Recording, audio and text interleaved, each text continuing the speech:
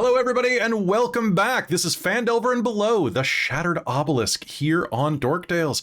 I'm your Dungeon Master, Kelly. I use he and him, and folks, I am very excited to be back here after an unscheduled heat dome explosion kind of took our ability to live. As you may notice, we are not doing costumes tonight because it is, in fact, still warm, and people wanted a night off from it, so hey, night off from costuming. It's lots of fun. I am very, very excited to be back in game, but I'm also excited to be spending time with some of my favorite people on the planet. Let's meet them right now, starting with Christine.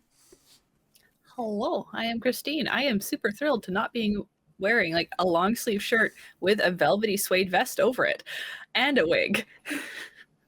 Because this is much more comfortable and much cooler. And I'm repping Extra Life. You are. Wearing the newest Extra Life t-shirt. It's very cool. But yeah, I'm Christine. I use she, her pronouns, and tonight I play Lady Alessandra Celeste Martine Barroquel, who also uses she, her pronouns, and is our ASMR Paladin Oath of the Watchers. Beautiful. And also beautiful is next to you is Caitlan. Hello. I'm Caitlan. I use she, her pronouns, and so does Anthea Briarfoot, the artificer alchemist halfling of the group, and her homunculus servant Squish. Actually, he uses he, him, or they, or it. Does it? Does he even? He really cares. I understand that people who don't use pronouns or don't like pronouns have a very low IQ. Has he leveled up to that point yet? I don't know. Okay, He's we'll currently. Does he still leave YouTube comments about pronouns, or is he, capable of chewing his own food? Yeah, Okay. he is. Yeah. I mean, we like Squish. that took a minute for Christa to process that burn. Beautiful. I'm also wearing the same shirt. It's what I wore today. My shirt is actually packed because tomorrow I'm heading down to Kansas City for Extra Life United /Ignite/ Leadership Conference, and I'll be wearing that for that. So that's pretty great. Filling in for me during that time is someone else with glasses, Amy. What am I doing while you're away? You're just pretending to be me. Everything? Yeah. So demand more coffee and overdo it a lot. Mm-hmm. And run more games. Yeah, well, you're not running any games right now, so that'd be rat. pretty easy for you. You just have to run one. No, if I'm pretending to be you, I'm running 10. Okay, well, run 10 In the games. span you're gone. Okay. I'm vetoing this card. Someone else can do it. Okay. If it means I can't see properly for a bit, I'll accept that. Okay, that's But hi, I'm Amy. My pronouns are she, her, they, them, and I am playing Lyric, the tiefling bard sorcerer. Beautiful. And Yeah, good to have you here. Amy, you were played by a guy who could not roll well last game to save his life. That's me. so it was me? Yeah, basically. And then Christine helped by rolling badly too. You're down 2 third-level spell slots, but welcome back. It's good to have you here. It's also good to have Christa. How is it? I mean, It's pretty good. let's hope. Yay! 8 out of 10. Yeah, like Hello. get fucked on the negativity, bitch. It's always lovely to have you. Aw, shucks. I don't know. I'm real sweaty right now. It's really gross. Well, yeah, but maybe we not. can't. Maybe digitally. Digitally, it's nice to have me. Yeah, unless you short out part of the hello, equipment. It's very. If I just dribble over the computer, yeah. Ew. Okay, no. No more Hi, than I'm normal. Christa. I use she, their, her, them pronouns, and I am playing someone who is not warm and is in fact very, very cold, being that their blood doesn't pump. Playing Carmilla Alizarin, our Dampier Battlemaster fighter. Beautiful. And finally, last but not least, it's Chris. Hi there. I'm Chris. I play Sindri, our Way of the Ascended Dragon half-elven monk. I use he or they pronouns. Sindri uses he or him pronouns.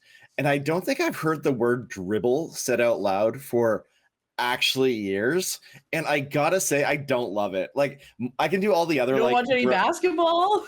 Yeah, I was about to say. No, I'm very I play one sport. I watch one sport. It's not basketball. And it's RuPaul's Drag Watch Race. sport? No, okay, I watched 2 sports. All right, there we go. All right, folks, we've been off for a couple of weeks because of the heat dome. We were intending to take off Canada Day just to have like a nice long weekend, and then the world, we didn't start the fire, but it's always been burning since the world's been turning, and a lot of us wear makeup and we didn't want to roast.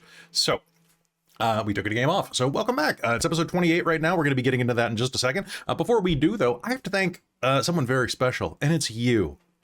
Yeah, you, Michael from Bookwyrm Games. Ha, I thought you were talking about, I thought I was talking about you, but I was actually talking about you, Michael. Thank you so much for being our sponsor. Folks, if you want to go thank Michael for being an amazing sponsor, go to bookwyrmgames.com and buy yourself some dice. You deserve them. Honestly, I've been seeing what I watch you when you sleep. I take notes. I'm like Santa Claus, but I shorter beard, more games.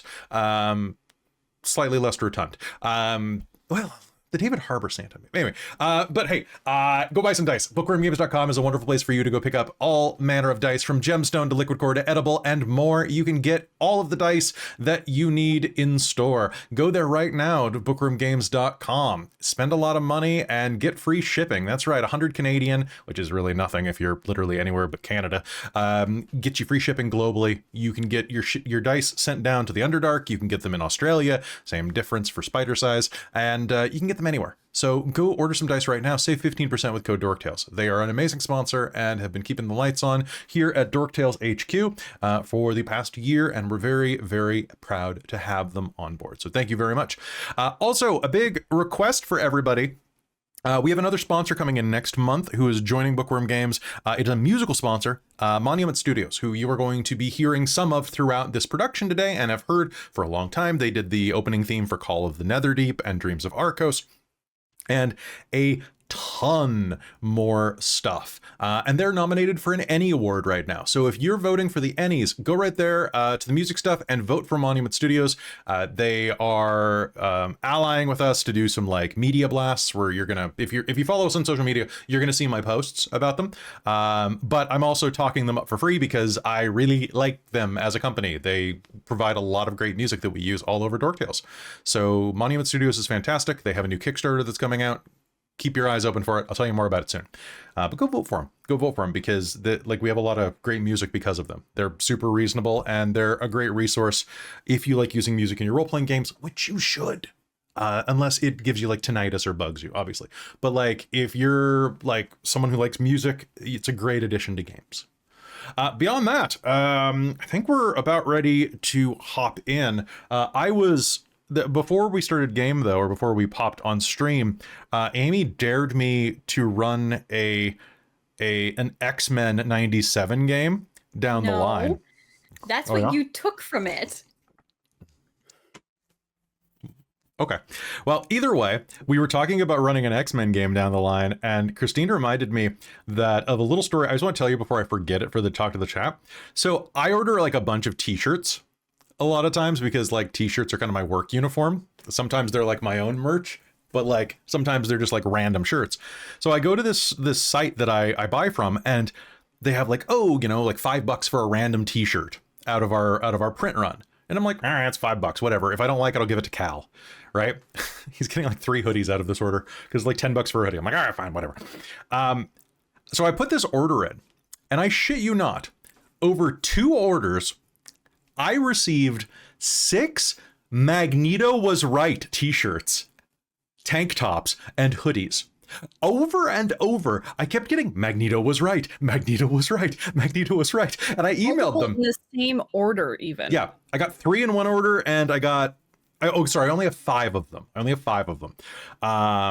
So I kept getting these Magneto was right shirts, and I emailed the first time. I'm like, hey, this is a lot of Magneto was right. Like, I don't disagree like with the message here, but like, can I get some different ones? So like, hey, it's a random shirt, we don't do that. I'm like, fine, whatever.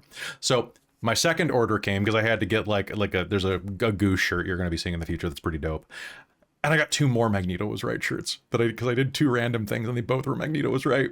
So I emailed them back a second time, and I'm like, hey, so funny story, Magneto must be really right at your HQ because. So I eventually got some stuff that isn't Magneto was right, and but I have uniforms for everybody in the game now. The Brotherhood of Evil Mutants game, go. I really like the idea that you get a random shirt, but it's their only Magneto was right. You will randomly be assigned a shirt from the pile. Right? It's just, if they were different colors, it'd be great, but they're white. And I'm sorry, I don't need a white tank top. Give me a pink tank top. One red one. Okay, if they're white, though, you have opportunities for creative dyeing. Do you want to help me tie? You know what? I should just give them to Jen. She dyes stuff all the time. Yeah, let's tie-dye Magneto was right and make it like psychedelic rainbow. That seems like what Magneto would have wanted. Wonder which worker filled this order of like, grab 5 t-shirts, and they grabbed like 3 of the same one. See, what I'm picturing is that they have this on the site, and the person goes to fill the order, looks at the back stock that is supposed to be the what you pull your random shirt from, and look and go, well, there's only this overstock we have left. I guess this is what we're doing, and thinking about just how absurd this is as they fill the order and go, well, what it is. So folks, Magneto was right. The Magneto and put Dave. Dave was right. Dave was right. Dave was right. Well, I've actually, Christa, you'll be happy to know I have heard people that have been like pounding at the door saying, when are you going to do more Aberrant? So, right. So that feels nice. I'll tell them you'll be available in a year and a half. Exactly. Yeah. 2026. If you tell them that to pay for my like living expenses, so I can just like take a year off and just finish my degree, it'll be in a year, not a year and a half. Okay, I'll pass that on to the Patreon. We'll start your own Patreon, the Christa plays along with everybody's games Patreon. It'll be good. All right. I mean, hey, it could be like an OnlyFans. Who knows? I remember there was one OnlyFans recently where it was just like, it was a fully clothed woman on the OnlyFans reciting like Digimon names or something like that, and that was the entire thing. It's like, all right. Can we start an OnlyFans that goes live with these? No, you had me it's just under the tables, so you see what we're all wearing that's not costume. I don't think that's appropriate for anyone because, like, what's everyone wearing below the belt right now? Because I'm wearing shorts with skulls on them that are actually pineapples. Ooh. Mine are just orange. That's all. I'm gym shorts and piggies out. So like, Whoa, there you go. It took me a minute to process what that meant. I was like piggies out, not hog out. Oh. Hog on a log. Where will he go? Anyway. I have jeans and fuzzy socks on. How are you in jeans? I'm a very cold person in general. That's fair. All right. So speaking of being a cold person, I think it's time for us to hop into game because I have like 16 Hurt the Moors to hit you with, and I'm going to be a very cold person tonight. So I hope you guys survive this. You ready for this? Let's try. Let's try. Last time on Phandelver and Below, the Shattered Obelisk, you all descended into the mines of Moria. I mean, into the tomb of the Talhund, the crypt of the Talhund. There you fought a number of crypt guardians right at the entrance that came alive, but luckily through a well-ignored, well-dropped amulet of the dwarven god of secrets, you were able to defeat them, but not before nearly getting completely destroyed by them. However, you managed to survive and move forward, discovering some plate mail armor as well as more about this ancient crypt. As you progressed further, however, you made it to the edge of the lower corner of this hall after seeing a ghostly apparition. It was there that you encountered a room that had mostly collapsed into a flooded pit. The dark water there rippled and splashed angrily as if something lurked deep within it. Sindri approached, prepared for a fight, seeing a water weird, a very high-strung one apparently, splashing around in the water, and as you prepared to fight it, over its shoulder, a tremendous creature began to rise from the depths.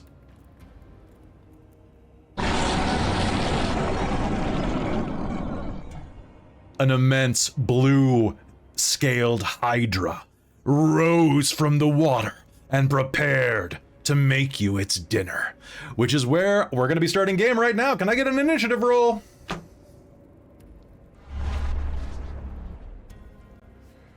And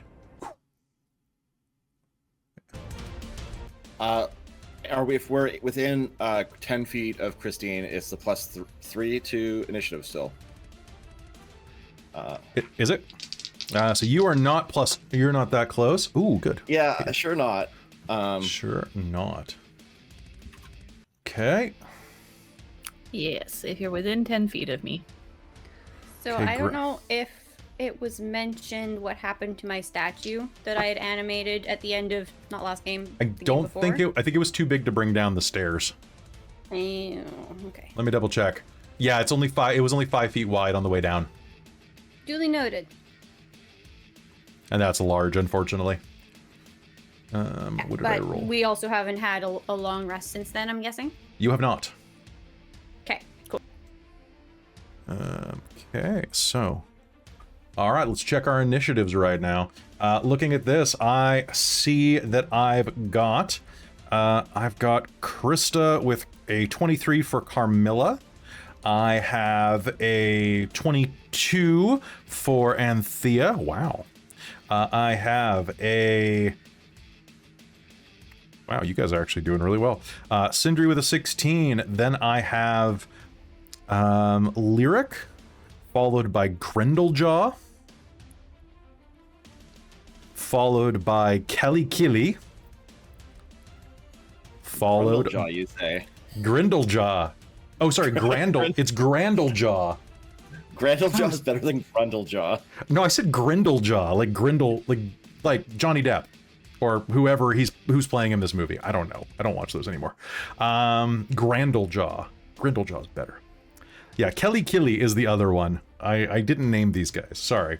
Tune in to my homebrew games for things I actually... Then it's a Kelly, in which case I'm concerned. It's either way. I've got like 14 Hurt the Moors left, so it's both. So Kelly is Water. is the water weird for when it comes up. All right, let's get into it right now. Top of the initiative, Carmilla. You see this immense hydra rise up in front of you, and to give you an idea, it kind of looks a little something like that.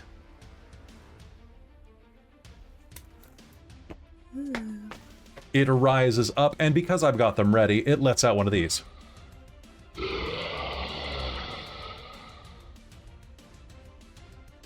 What do you do? Well, I can't really sort it because I can only move 30 feet. But I'm going to run forward and throw a couple longbow attacks at it. Beautiful. All right, rushing forward. Go ahead and make me some attacks. In front of you, you can see this. One. Oh, that's beautiful. And a 15. All right, so the first arrow is going to go wide. Sindri, I need you to make me a dex save. Actually, pardon me, Sindri, you may use your reaction to use deflect missiles. I sure will. Okay. So I'd roll a D10 and how does this work again? My least used ability. I know, right? It's something that so deflect missiles.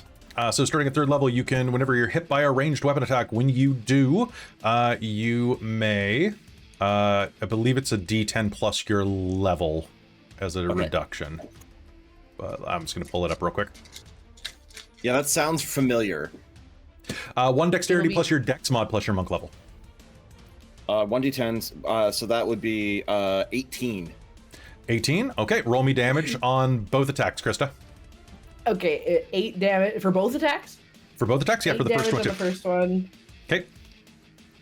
And then the second one is for 11. 11. All right, so hurling forward, you are going to draw your bow and fire. It is going to, or you're going to loose, I guess. You don't fire a bow, you loose a bow. The bow is going to release its arrow, which volleys directly into Sindri's back. Sindri is going to spin, snap it, and I'm going to spin to something good happens. Sindri, you can make me an attack roll with that arrow. I can do that automatically with my reaction because I have, I overdid the damage. So. Oh, fair. You know what? I'll let you. I'll spend to something good happens to let you aim this at one of them. All right. So would you rather go after Grundlejaw? Yeah, I'm gonna go after Grundlejaw. I'll take the arrow. I'm like, oh, well, it just right direction and just fling it at it.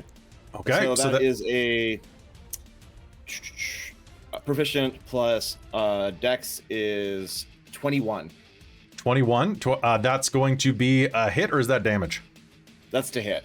Okay, so it is a longbow, so that is a D8 plus, or does it give you different damage? I don't know if you get different thrown damage. So I think it's a monk weapon, so I believe it's a D8. Okay. So D8 plus Dex. Oh, wow, 6. Yeah, it's still something. Oh, all right, so yeah. the arrow basically reflects off your monk and into the hydra. The hydra is going to let out a horrible scream again. And, oh my god, I have so many reactions. Okay. Reaction. Reaction. All right, Carmilla, it's your turn. Anything else on your turn? Bonus action, anything like that? Are you doing any movement? I am gonna move the 30 feet forward. We'll do that.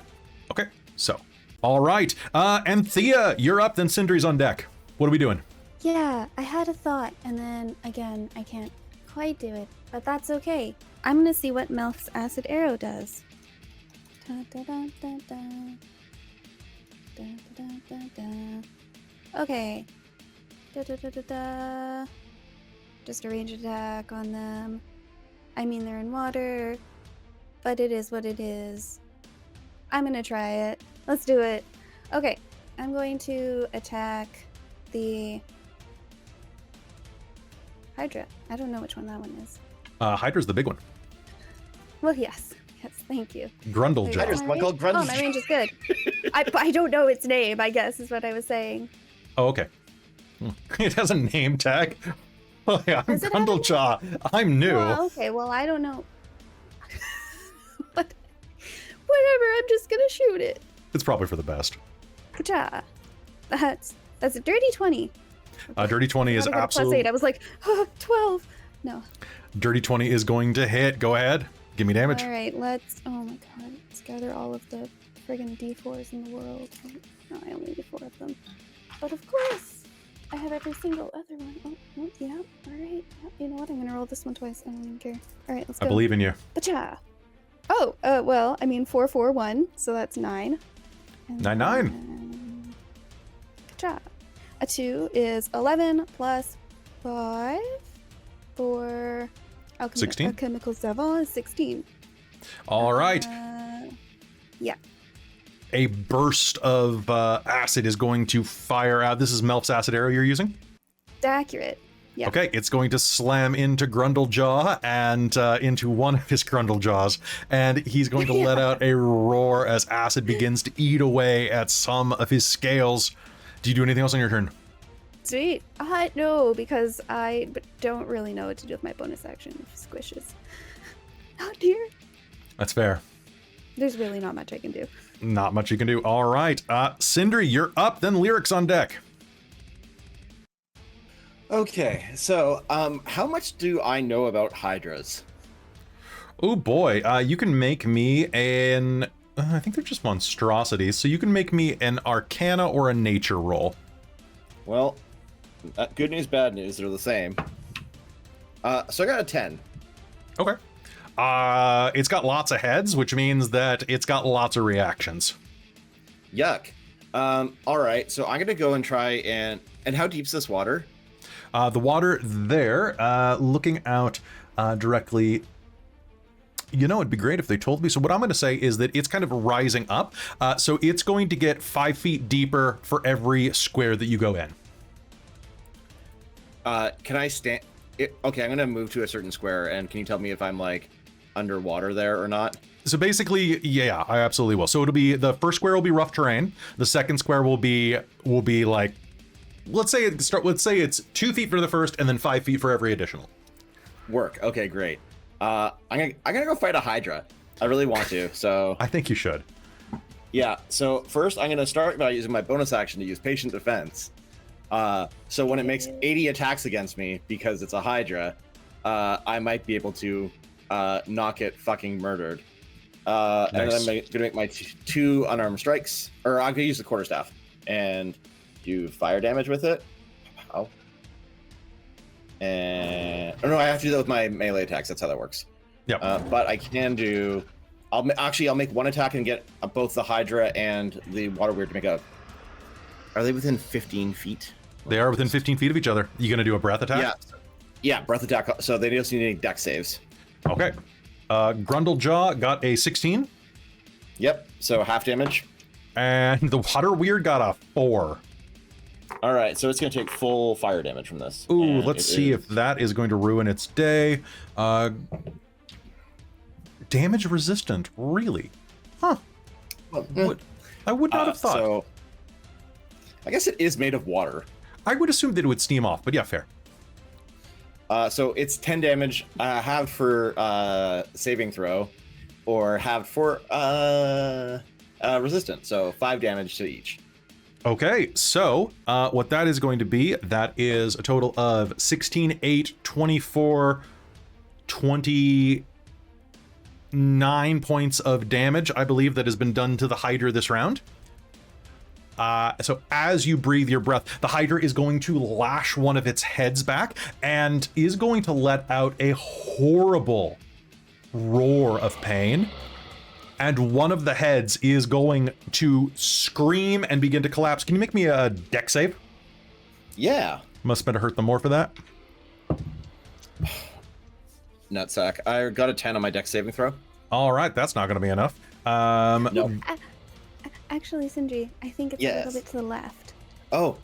You need a splash of look genius. Yeah. 15? 15 is better. Yeah.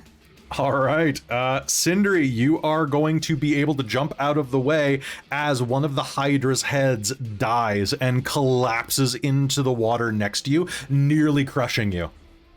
Thank you. Glad that didn't happen. Me too. All right, what else are you doing on your turn? I've used my movement, my bonus, and my main action. Perfect. And my reaction. Actually, my reaction reset, so. You did. All right. Sounds good. All right, Lyric, you're up. Then it's Grundlejaw's other 4 heads. So that actually answers my questions. If you're saying that the heads are all, the other 4 heads are acting. Yes, they Are are. they all separate? They are all separate heads, yes. What do you mean? How do you mean that?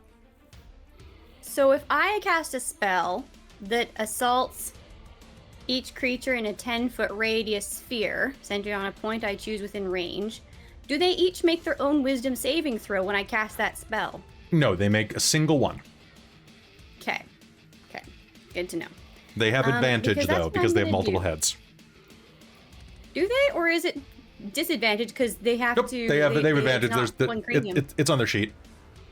That's absurd. I think you would think that otherwise, because they'd be arguing with each other. But okay, fine.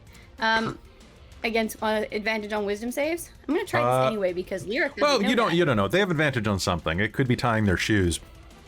I don't care. I'm still gonna try it. I'm gonna try it. What I'm doing is casting I'm gonna cast confusion. All right. So each creature in a 10-foot radius sphere, it's going to not hit Sindri. Okay, so you're But it's aiming gonna for the hit water both of weird them. end. Okay. Yes. Okay, the Hydra. Ooh, the Hydra's gonna roll a 17. Can I silvery barbs that? Yes, you may. Okay. Now, how did we rule silvery barbs is going to work? It was roll 1 more dice, or was it roll advantage Or twice? did we do something different? Was it? Well, I'm trying to remember how it works for when somebody has advantage. So was it that they roll I think one? I more- was rolling it just both. But just roll both I think advantage and take the worst advantage. I can't remember. I think that's right. Yeah. Yes. Okay, so that was a nat 20. That's going to be back to a 17 then. Who gets the advantage from that? Who is right after me? Right after you is Grundlejaw, and then Kelly, and On then my Ella. team. Oh, and then okay, Ella. Alessandra will get the advantage then. Okay. However, you are going to hit the water weird with this. Oh, fun. Good. Okay. It cannot take reactions. It must roll a d10 at the start of each turn to determine its behavior for that turn. Okay. I will send you this thing of what it has to just pull from. And this lasts concentration up to a minute. Beautiful. And, so I've used an action and a reaction. And a bonus action is going to give... Let's see, who's right up there? Sindri, have a bardic inspiration. All right. So here's what we're gonna do. Anything else on your turn? Well, that's everything I can do, and I don't want to move. I want to be further back. Grundlejaw's turn. Grundlejaw is gonna make an attack at Sindri. First attack is gonna be a 19 plus. So that one is going to hit. With disadvantage for dodge. Oh, damn. Okay, hold on. Ba-ba-ba-ba-ba. Okay, I just re-rolled it because I rolled with advantage. Just gonna hurt them more. So that's only gonna be a 14 on the first one. Okay. I'm gonna make 2 more attacks on you because I got plenty of heads. I'll spend 2 hurt them more to roll flat. Okay, 1 more miss, 1 hit. And then the last attack, oop, is gonna be a nat 1. Balls. Okay, so you've already you've had your turn, so you can use your reaction again to attack again if you'd like. I'll say as your reaction. However, it is going to basically swoop down and bite you on the leg as all 4 of its heads surge at you, doing that really cool anime thing, you know what I'm talking about, where they kind of all like coil over each other. And you're going to be like jumping between them. One of them is going to be able to bite you on the side of the leg, though, for a grand total of 9 piercing. However, it is going to stumble with its last bite, giving you a chance to retaliate if you'd like. So that's a 24 to hit. Yeah, that's gonna hit. And that's gonna be another 6 damage. Just whack one of them passing by in the middle of the forehead. Beautiful. And then,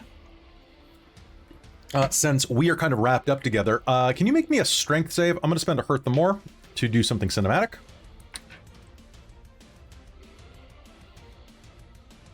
Well, you know how when there's a really important saving throw to make, I actually roll like absolute dog shit every time? Same. Petrification, not getting my mind absolutely melted by mind flayers. I got a 1. Perfect. Yeah, great timing. Okay, so Grundlejaw is going to basically, since it has bitten you, push past Kelly and slam you into the wall on the other side.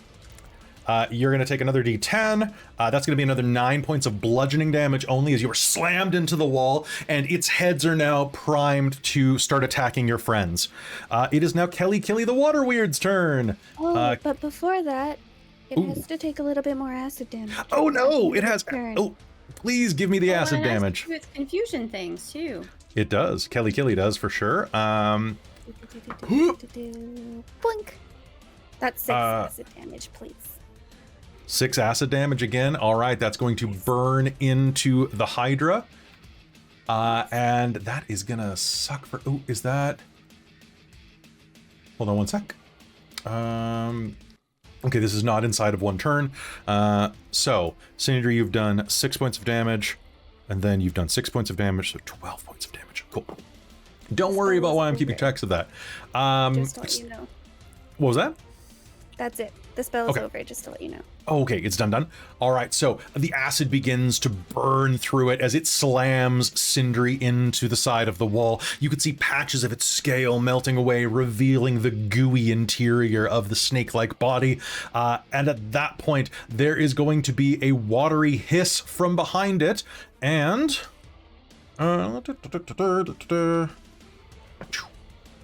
Okay, that's going to be a 19 to hit, and... Did you do your confusion from the... I did strangely. I did strangely. So that's going to be 4, 7, 9, 12. Perfect. There is going to be a bubbling surge and then an angered snarl as the water weird lashes out and does 12 points of damage to the Hydra's back. As it lashes out at the nearest target to it in its confusion. It rolled a 7. Congratulations on that, Lyric. It can make a wisdom at the end of its turn, make a wisdom save. If it succeeds, the effect ends for the target. Is my saving DC 11? No.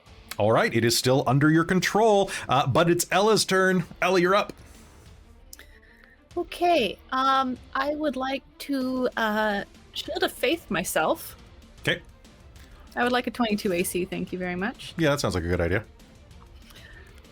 And she's gonna move up and attack it.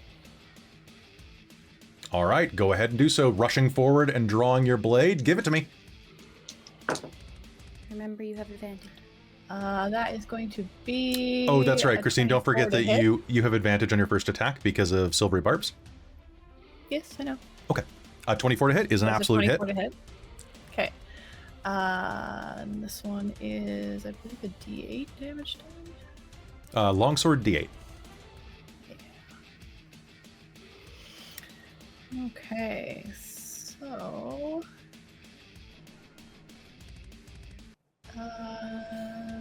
But I might as well smite as well. since All I right, actually have- give it to me. Okay, so that is an additional 2d8. Do you want the damage type separately? I could not care less. Give it to me. Okay. Hydras are scary, but they don't have much resistance. The water weird strangely does.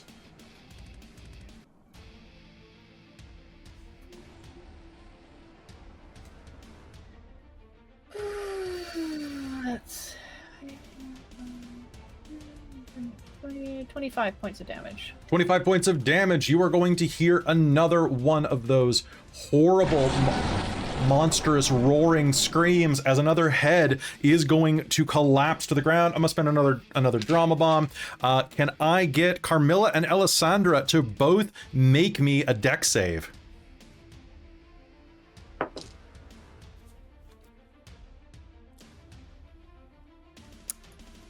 Uh, 22.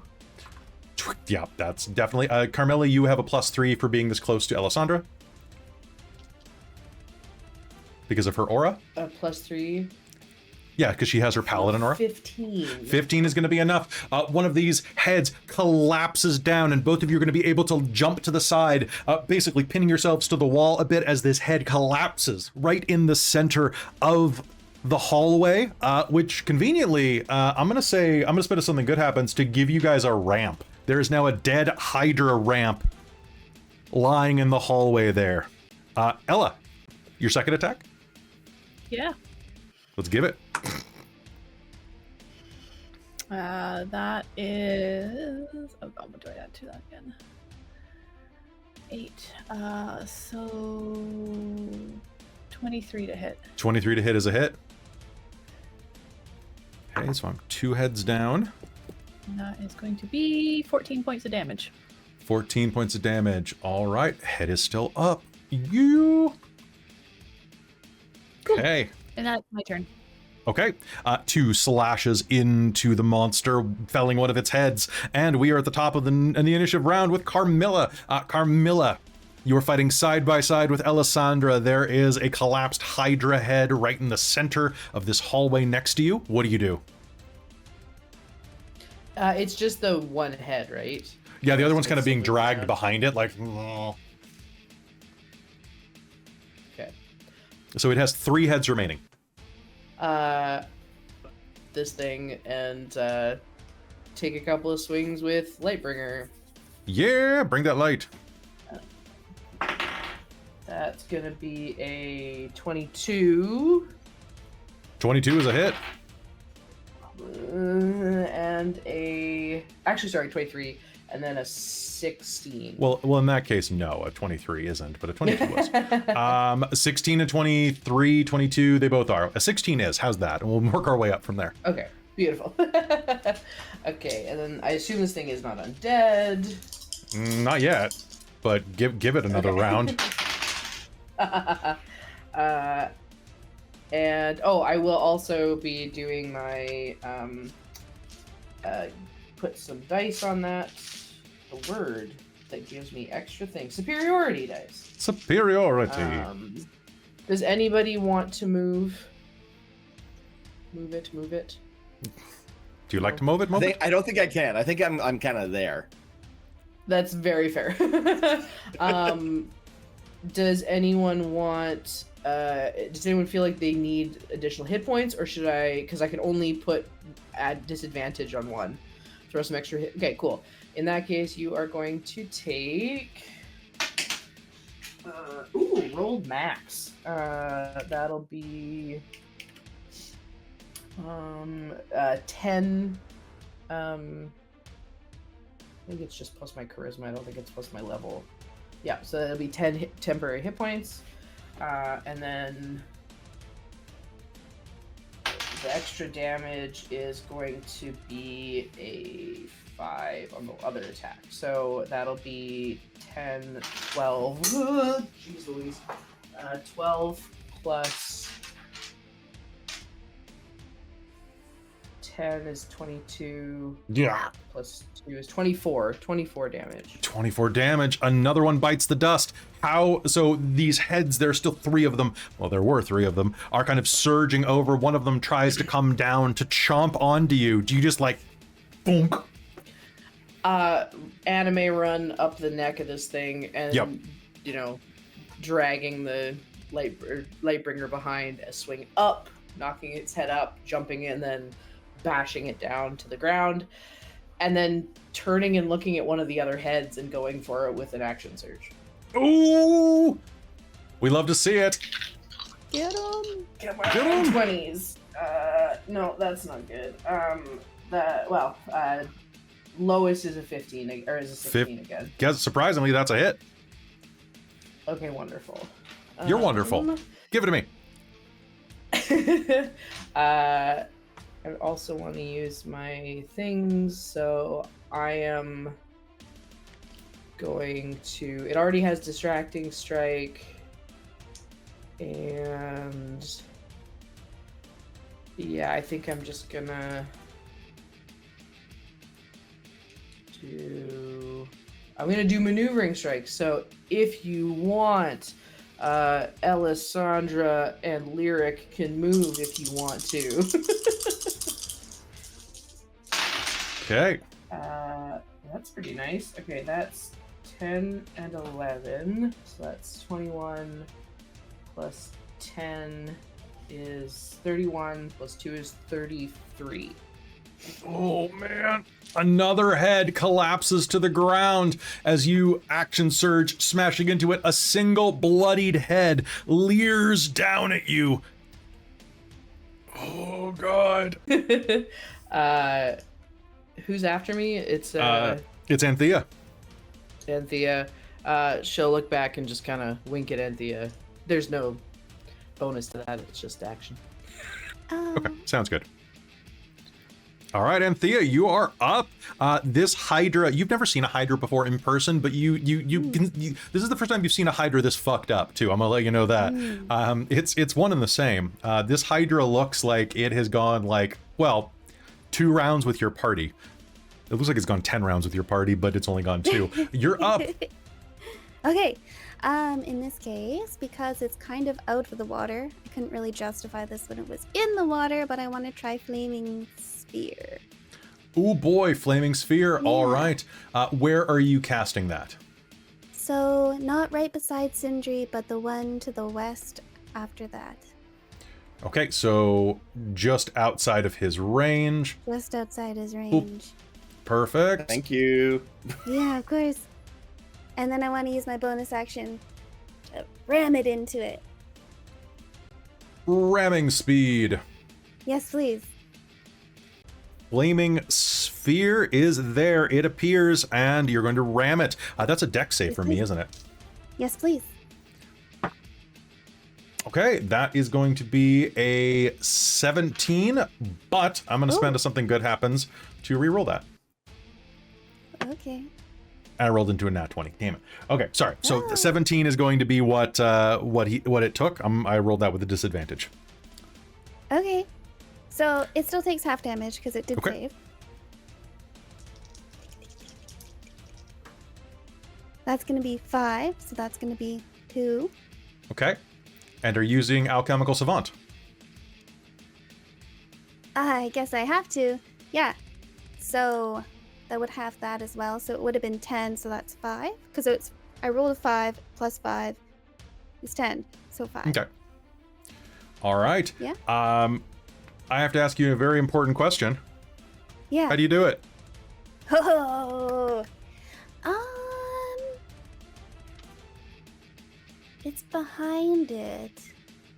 So probably rolls up one of the heads.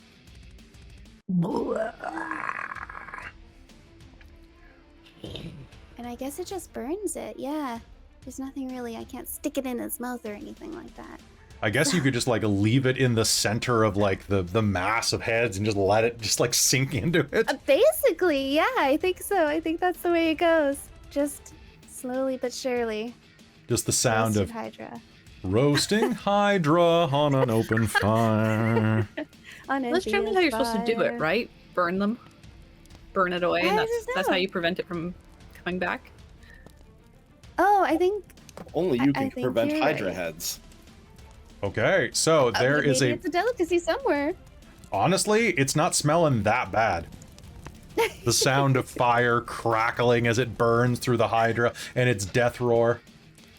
2 thumbs up. And it's going to collapse onto the ground, absolutely dead. The fire continues to burn. Anything else on your turn? So you used your bonus action, your action. I think you're good. Yep, I'm good. Okay, Sindri, you are not pinned to the wall anymore. You're up. Sindri will kind of look at the hydra head that had been pinning him to the wall and just like give it a little like kick while he's passing, and then run around the hydra. Corpse. Let me just. All right, water weird. Square up, and then let's do flurry of blows on it. So I'm gonna make 4 attacks. Flurry of blows, skidoo. So first 2 are. Let's see. That's a dirty 20, and the next one is a 12. Nope. Math is very hard. That's a 14. 14, and on both of these you do have your determination still, just so you know. But so it was a, what were the two? It was a 14 and a Dirty 20. hit. All right, and then I'm gonna do my flurry. I'll roll damage first because that's with the quarterstaff, and that's gonna be 12 points of damage, and then that's going to be 10 points of damage. Okay, so 12 and 10. That's not great. And then my melee attacks are my one's a 11, and I will add my determination to make that a 15 or no, a 14. Okay, that's going to be a hit. And then the other one's a 17. So Give me those hits. and that's going to be 6 and 7 points of magical bludgeoning damage. Okay, another 13 Just points like, of... Beautiful. Another 13 points of damage as you're just like wailing into this water weird. You're half submerged in the water, just bash, bash, bash, bash, bash. This thing is confused and looking around, not sure what to do, as you can see like little whirlpools in its eyes going from the confusion spell. It is obviously bewitched. Speaking of bewitching, it's Lyric. You done did it. Yeah, it's still under control, so I don't want to cast something that I'll have to concentrate on again. Seeing suspicion that something like a poison spray is not a great idea here. Probably And not. Don't know that water has much of a mind to affect. I mean, you confused So- it. I did. Again, I don't think it has much of a mind. I don't know. I'm just inferring things. I'll let you making spend your assumptions. bonus action to make me an Arcana roll about elementals. Sure. You're a bard, you know stuff. That's true, and I also specifically went to Candlekeep and learned things and have Yeah, you learned a good thing at Candlekeep. sage researcher sage background. Yeah, she's definitely learned things there. Arcana, that is a 13. 13. You know what? It's a really low level elemental. Elementals are usually not immune to psychic damage. Oh. At least these guys aren't. Higher level ones maybe, but most elementals are able to take some form of psychic damage. I will Brilliant. also Yeah, what I also want to say is that everywhere that the Hydra's body still is going to count as rough terrain right now, or difficult terrain for passage. So, because it is a big snake monster that's being cooked. Now, let me check. That's within 60 feet. Yep, I can It see is. that. That is. We're gonna cast. Where is it? Where is it? Just had it. That one. Dissonant Whispers. Okay. Whisper a discordant melody that only one creature of your choice within range can hear. Target must take a wisdom saving throw. 10. On a failed save, it takes 3d6 psychic damage. Oof. And must immediately use its reaction if available. It does not have reaction. It can't react. That's true. So that part does not work. Okay, give me the damage though. That's 10. 10 psychic. Perfect. The psychic damage is going to ripple through its frame, and anything else on your turn as it lets out a shriek of confusion and pain? I think we have the upper hand here, so I don't really want to spend more of my bardic inspiration, so no, we're gonna not do anything else. All right, then it's its turn. It is going to let out a confused shriek that suddenly gets strangled off in the middle as it freezes in place, confused. I rolled a 4. The creature doesn't move or take actions this turn. Alessandra, it's your turn. Okay. So So the you- water thing is still up. The water thing is still up. You can cross the Hydra. It's just counts double movement. Because you kind of got to climb on top of the snake and avoid the fire. But you could get next to it with 5, 10, 15, 20, I can get there 25. with 30. Yeah, you absolutely can. I would take 30. I would take a step to the south so that you're not in fire damage range. Because everything within 5 feet of that fireball. Yeah. So How you deep could is reach the water here? about 2.5 feet. So you could just kind of wade Okay. forward. I'm gonna attack it All right, go ahead. because it's been hostile to us. Correct. It has been hostile to you, yeah. I was more focused on the Hydra, so I kind of wasn't paying much attention to this thing. Right? I literally rolled dual 18s on my dice. Okay, how do you do I it? think those are both gonna be hits. Those are both going to be hits. How do you do it? With your strength So this bonus, thing there's no way It's that like you can't kill swirling it. water, or is It it, is like a- got fleshiness to it? It's a swirling water elemental, so it's a water weird. Think of this like a giant Okay. eel made of kind of gelatinous water. Okay. It's the water villain from popping Darkwing boba Duck. are like, right? It's oh god, what's his name? The Hydrator The what? or the Liquidator from I can't Darkwing remember Duck. their name either. It's the Liquidator because he used to be a salesman. Anyway, so yes, you absolutely can slam into this with your sword, and your sword is magical, so you overcome its damage resistance. Yes. So, Okay. So is it like dead, or Oh, that's yeah, what you- sounded like you were saying? So you absolutely, it has 8 hit points left before you roll. There's no way that you're not going to mulch it. So how do you yeah, do because it? I do base 6 on each hit. So Yep. well, I was saying, you know those popping boba, right? That have the Yes. thin little gelatinous coating. Yeah. I think I just do that to it, and it just bleh. It just pops. It lets out a confused as it pops. And then quiet descends over the area. Only the I knew there smell was- of roasting hydra fills the air. Do you think it's okay to eat? It kind of smells okay. Probably. I mean, probably. Have you ever ate Hydra before? Can I make a knowledge check to see if I know of people No. who have eaten Hydra before? Sure, But you it can make me is snakes. survival or nature. Let's see. Hmm. They are nature. Let's do it. Why am I Chilichuck here? Why is this? Oh, I only got a 16. A 16? That's okay. Hydras have no venom glands. So honestly, Oh. it'll be like eating crocodile. Fairly tough. Oh, But if you tenderize it, or perhaps use some type of marinade to break down the muscle tissue, yeah, you probably could do that. It's not like you don't have acids on you. true. I'm sure we could prepare it the right way. I do have something we could tenderize it with, and we have spices to adjust to taste. I think we could really make this work. I don't think it's actually poisonous or anything. But should we? I mean, what else is going to happen with it? What was it eating? What, I don't dwarves? know.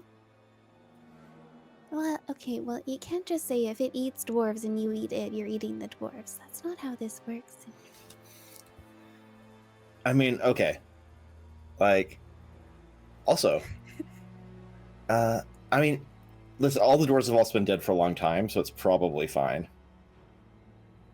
I mean, we also don't have to, but you were saying that it smelled kind of good. It does smell kind of good. Yeah, I'm gonna start taking off little chunks actually. With, Okay. As long as it won't attract any more attention. Well, Sindri will kind of loosely gesture to the giant flaming carcass in the middle of the hallway. I think it's already attracted a lot of attention. As in, As much we as it maybe probably will. perhaps With Hugh! Oh, sorry. shouldn't stay Let's see. around the giant flaming carcass. Oh, well, it wouldn't take Well- me that long. I mean, honestly, In that case, go for it.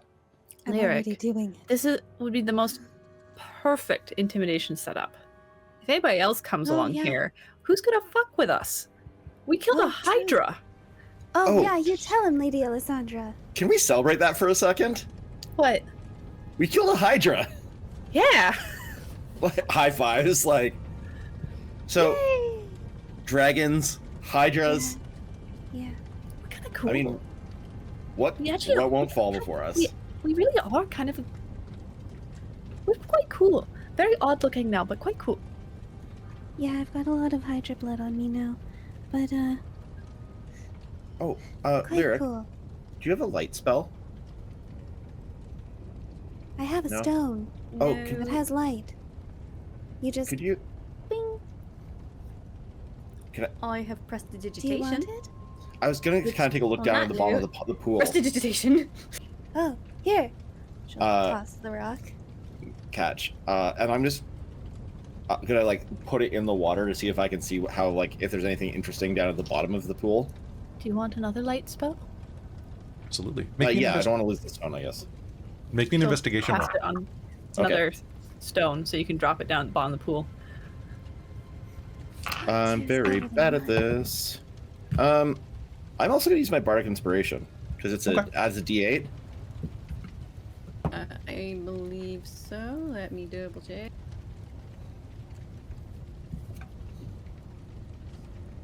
Yes, it sure is a D8. So that's 18 for me. 18. You're going to find a pair of things just kind of buried in the silt and rock that once was... This was once part of a corner, right? There was likely a room here, or at the very least some type of, like, the corner of the tunnel. And it has been completely collapsed from time, age, and maybe a hydra rubbing up against it to kind of scratch its back. Who knows? As you are looking around, you're going to see no end of hydra mold. So a bunch of, not very useful, I'm not gonna lie, old scale that's kind of not dried, but kind of gone squicky in the water, out of time. But beneath it, you're going to see two things that somehow, against the wall, managed to survive this. One is a bit banged up by falling debris. You are going to see that it is a skull. It is a skull with a long, elongated front. And the place, well, instead of mandibles, there is... It almost is like a cow skull. Except instead of a place for a snout, you can obviously see a place where once upon a time, several tentacles came out. A mind flayer skull, partially collapsed at the top, lies underwater. But next to it, you are going to see that there is a, against all odds, a vase. It's about the size of a funerary urn, and is buried in the silt with a wax stopper still sealing it. Sindri will like take his poncho off, put his walking stick and put the poncho on top of it, and then be like, you know, it's been a minute. Also, I think I see a Mind Flayer skull. I'm gonna leave the Mind Flayer skull down there. I don't want anything to do with that. You don't want to wear it around your neck like bling? No, I'm very afraid of Mind Flayers after cut to half an hour ago before this. So, yeah, smash cut. We can fix that in post. And then I'll just dive down and pick it up, pick up the vase and come back up with it. Okay, Put that sounds thing back good. where it came from, or so help me. Thing back where it came from, or so help me. All right, so you are going to be able to grab the vase and pull it up. And as you do with that investigation roll, you're going to feel that there's something sloshy in it. It's full of liquid. Oh. But it's not leaking when you pull it out of the water, so it's not like it was full of water that kind of went in through osmosis, probably. There's lots of really good wet words today. So Sindri will come up with this and kind of give it a little rattle, like, look at Carmilla, look at Ellasandra, look at Lyric, look at Anthea, like kind of like working with the hydra. Lyric, I found this weird jar. Sure. There's something inside it. That's like most jars, right? But this one's got a stopper on it. Uh-huh. You're like a canopied sage. You're like, you might know the providence of said jar. Lyric's gonna go over and take a look at it and see if she can figure anything out about it.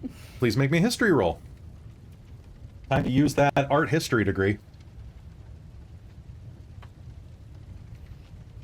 No, my art history is film studies. Yeah, mine too. Yeah.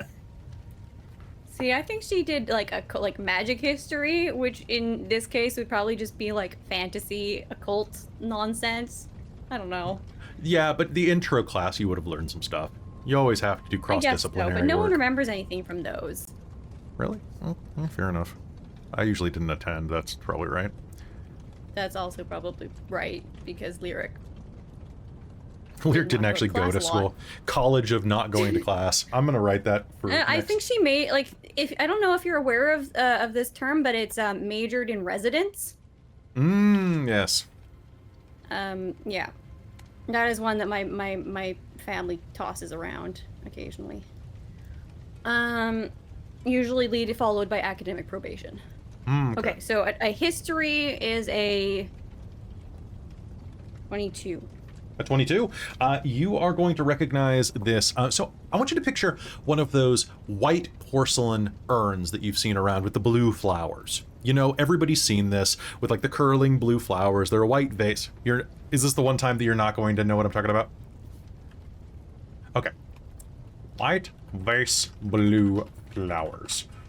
So basically, if you Google that phrase, so blue and white porcelain is often called Delftware. Okay. Well, this is dwarfedware. This is a dwarven version of that. So instead of these, like this mosaic of flowers, you're seeing that it's mosaics of gems, and occasionally, instead of floral blooms, you'll see like mushroom blooms, the type that would have decorated the inside of mountains. And you'll recognize on this several different types of truffle mushroom. Very, very aromatic fans of them that are looking. The glaze has held up to time surprisingly well. Most of it hasn't been scratched off. All in all, you'd say that this jar is probably worth like 50 to 100 gold to the right collector. But what's inside of it? Well, and as you shake it, like it has a liquid inside of it, but the liquid, it doesn't slosh so much as it kind of congeals, kind of schluck.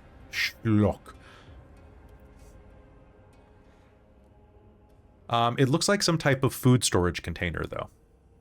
Perhaps for ritual purposes. And with your art history degree, you are going to be able to, with your minor, sorry, you are going to realize that many bodies had honey used in their preparation.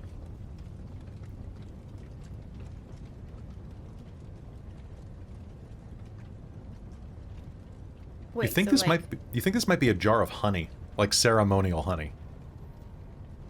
Huh. So it might be honey. Honey? Uh-huh. I mean, It doesn't okay. sound quite like other.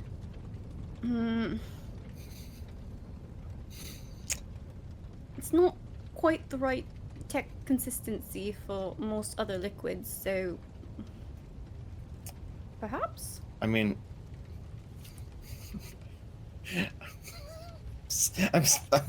I'm going to blow dart all of you.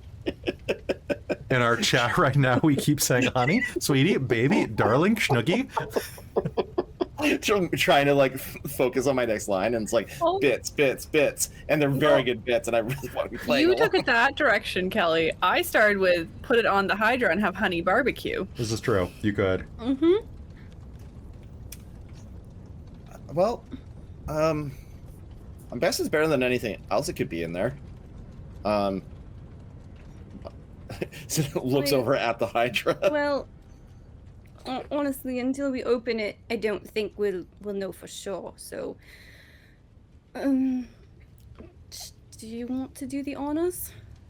Sure.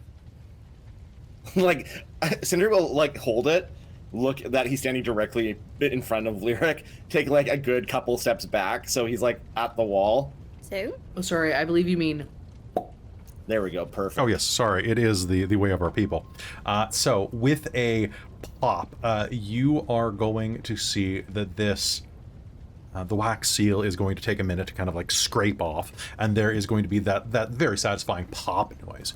And as you open it up, you'll see that there is a thin layer of oil that's kind of congealed, well, not congealed, because otherwise it would be sloshing.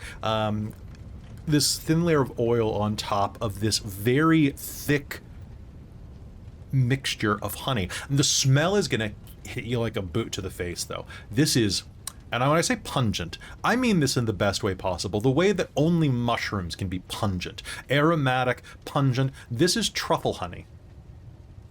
Ooh. And it is like a kick in the face. You're going to feel that little tingle up in your jawbones as your salivary glands start going wild. Ooh. Oh. Man. Hey, Lyric, it is honey. You're right. Uh-huh. Probably not poison. Because it smells really good. Here, Unless smell this. someone's allergic. Yeah. Like, trust me. Like, I wouldn't make you smell something gross. I'm not sure I believe that, but in this case, sure. Probably wouldn't. Anthea, check it out. This runs it over. Yes. What was it about Now- poisons? Some smell really good. What are we talking about? Fairly certain Anthea would definitely make us smell something gross. Well, you ought to know what a poison smells like. I'm not sure. And what if it takes effect through inhalation? Well, I wouldn't let you smell those ones. Ellie's not very much of it. Anyway, what do you have, Sindri? Got some truffle honey. Oh, truffle honey. Yeah. It's really good. I don't think I've ever seen this in person before. Oh.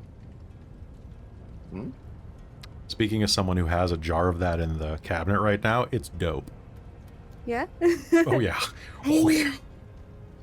We could put it on the hydra stakes. Let's do it. Let's go for it. Okay, I don't know how valuable it is though. Well, the jar is probably worth 50 to 100 gold. Not sure that's on the good. honey itself. Never had this kind before. Can I make a guess do of we how care, much? or do we want hydra steaks with truffle honey on them? I think we want hydra steaks with truffle honey because it's a once-in-a-lifetime opportunity. All right, let's do it then. All right. Who's making the cooking roll? Does anybody here proficient with chef's tools? No. One of the sets I'm not proficient with.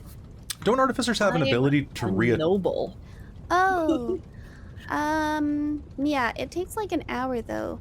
I mean, The right Does tool for the my jack of all job. trades apply to tool rules? Oh. it does, actually, yes.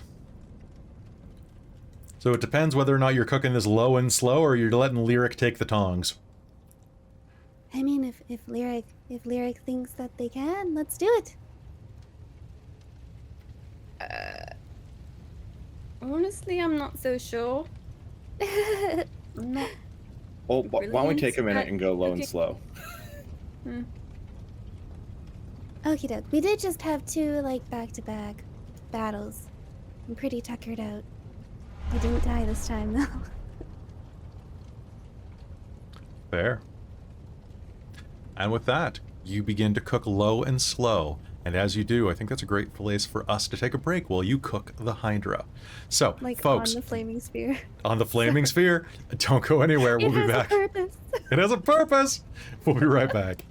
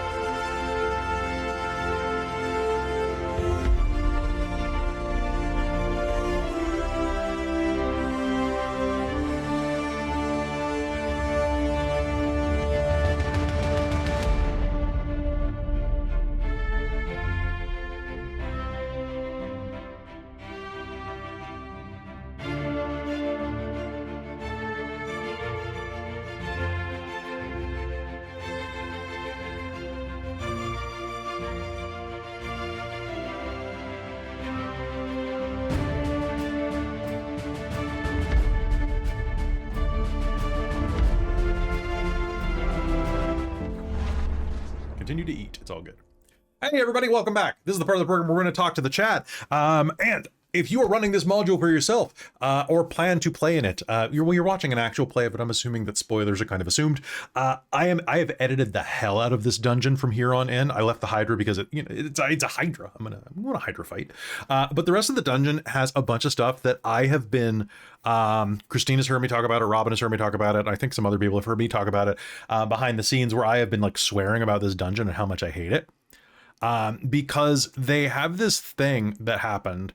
It's supposed to happen. I'm gonna spoil you for it because I've cut it. Would you like to hear what they wanted to have happen in a future room?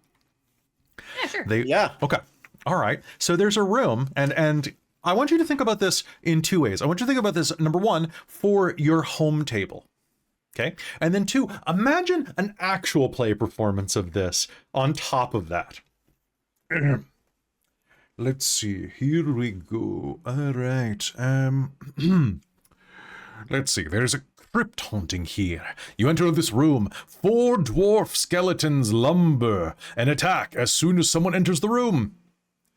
At the start of each subsequent round, 2 additional dwarf skeletons enter, until 14 are in the room. Holy shit. But it's 2 per round. It's 2 per round, over and over and over and over, and it's just so dumb. It's the fight. Like, you guys are level 8 at this point. Yeah. It's the fight. Hi, Raid. Good to see you, Bards of New York. It's the fight that doesn't end. Like, it's just so freaking boring. It's the fight that Never ends. And That's like the skeleton swarm from Ghost of Saltmarsh. Like, there's like a scenario from like an old module that did that, and they don't do it anywhere else because it sucks. I don't know why they were like, yeah, you know what we're gonna do? We're gonna bring that back because everyone likes fighting CR1 at best monsters when you're level 8. Yeah, it's the best, right? Now, here's the other thing about this. There's another thing in this. Is when there's a bunch of them and you're a cleric with turn/destroy. undead. You get a bunch of the level that you can destroy, and you can just be like, boom, you're all dead. Okay. That's fantastic. Listen to me. Hear me out. Hear me out. What if we got a whole bunch of skeletons and I cast grease on them, and then they all rattle and fall, and you have xylophone sounds? I don't have xylophone sounds prepared, but I should have. I feel like that's a lacking on my part, not your part. So I'm just saying, there is some way we can workshop it, but it sounds like we've cut it. So well, we can workshop the greasy bones. Good night, everybody.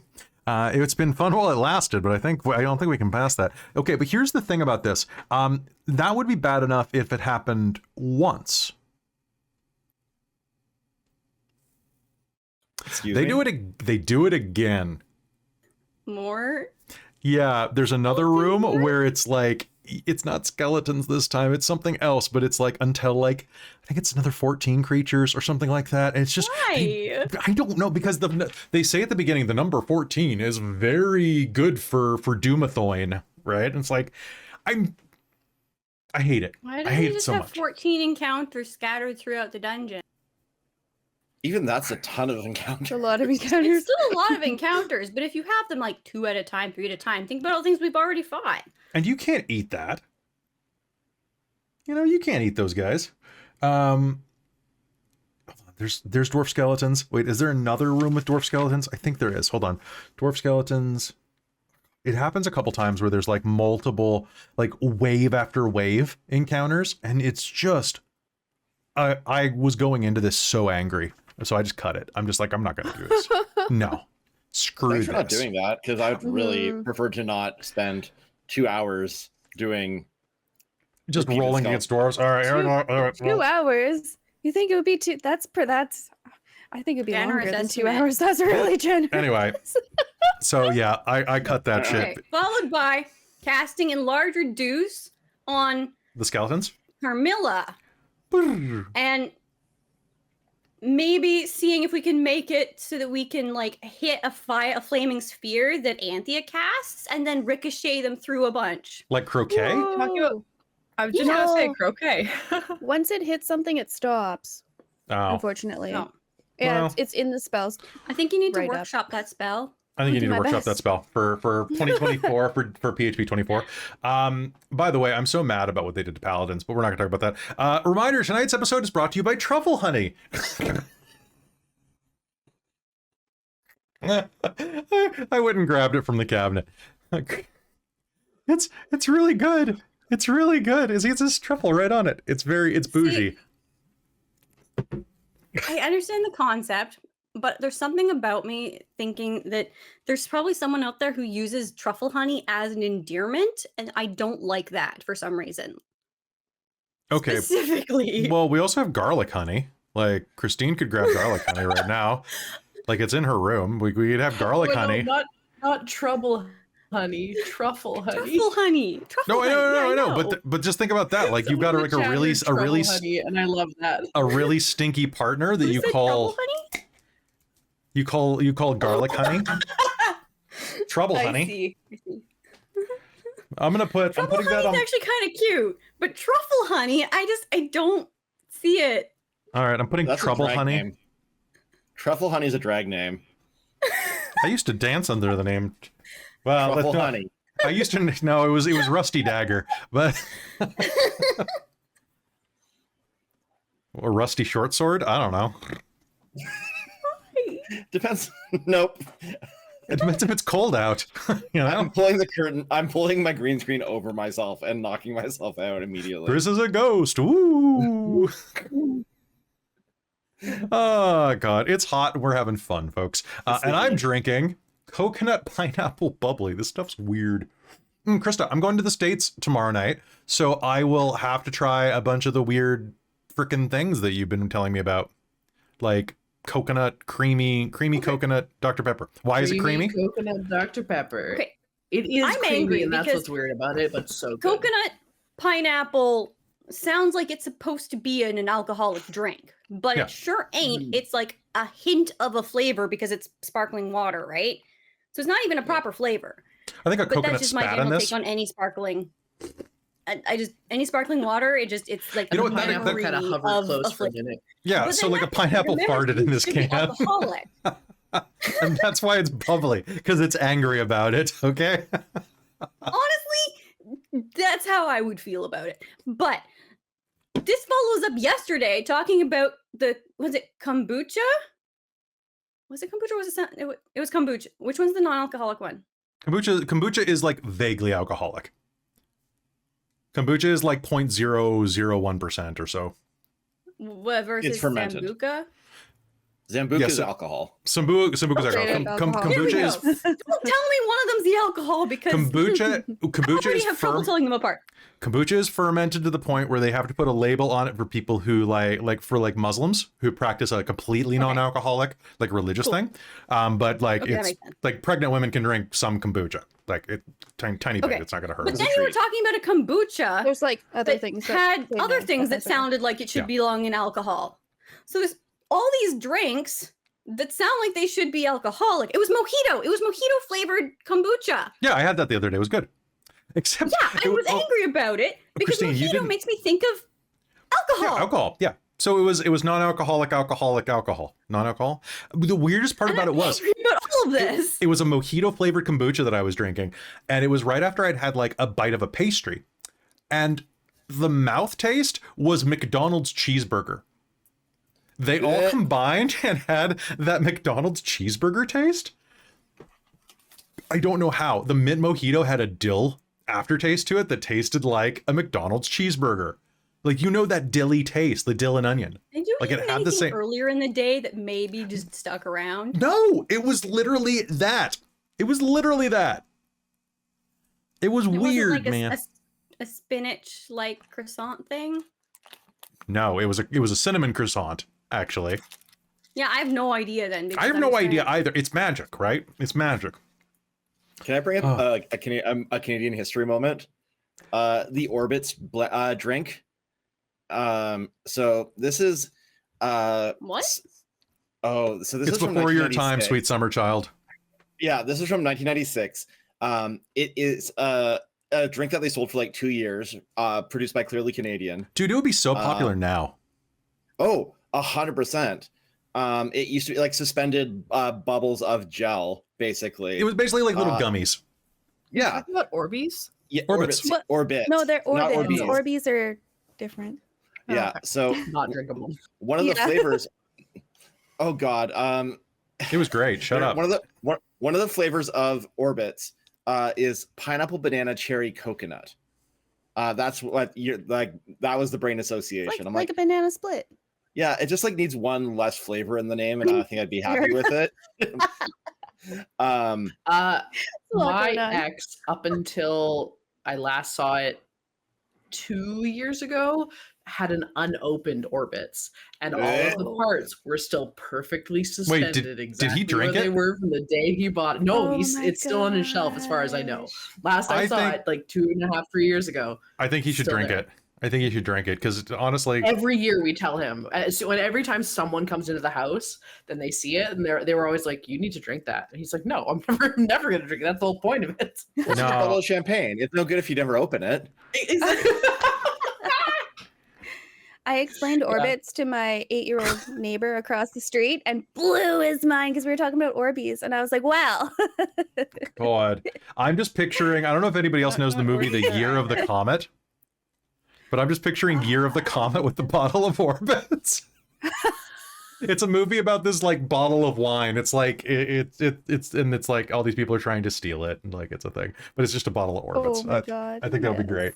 All right. So, what else do we have to say? Join us on Patreon. Damn it, because Technocracy's almost over, and you need to see it. And then Radiant Citadel's coming back in like a month and a couple weeks. So like you got more Radiant Citadel coming. It sounds like people are bullying me into running more Mage games or World of Darkness games on the Patreon.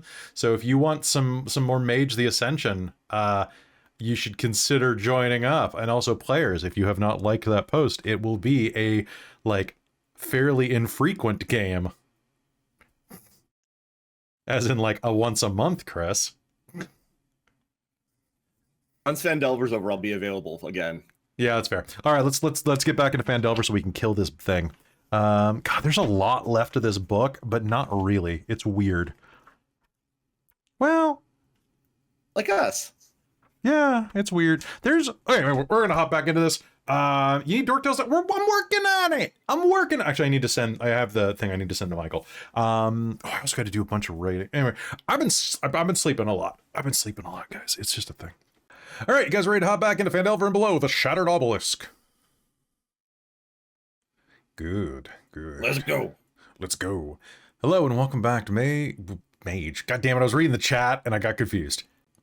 Hello and welcome back to Phandelver and Below, the Shattered Obelisk, here on Dork Tales. The sound of cooking fills the air as the flaming sphere continues to do its work of the hydra. Anthea, can you please make me Yeah. a cooking roll? So this is going to be, I'll let you use dexterity or wisdom, your call. Or Okay. intelligence. I'll let you use intelligence. Oh, nice. Okay. Yeah. Knowing how to cook. It's all about science. So go ahead and make me an intelligence plus proficiency plus intelligence plus proficiency roll, please. All right. Sweet. Let's go. And if I didn't allow intelligence, I think that I think Robin would stab me for being a food scientist. So I rolled a 17. So that's Yeah. 25. Holy crap. Yeah. All right. You could blow your flash of genius to give yourself a 30. I'm gonna save that. Okay. Who knows what's coming All up right. next. So, as you are all sitting there, waiting for this thing to slowly cook, you are going to be in the middle of this haunted dungeon, with ghosts in the distance wandering the hallways, beheaded, dragging their corpses. But in this little corner, this little halfling is going around with this magic axe, like gutting the hydra, chopping it, like filleting it, like looking around for herbs, basting it with honey, and using various acids and things to basically create low and slow barbecue. Hydra steaks. You guys can all take a short rest. If you want to take a long rest inside of the dungeon, you can. Ooh. Do you want to try it? Ooh. Once we have eaten, I think we should move on as quick as we can.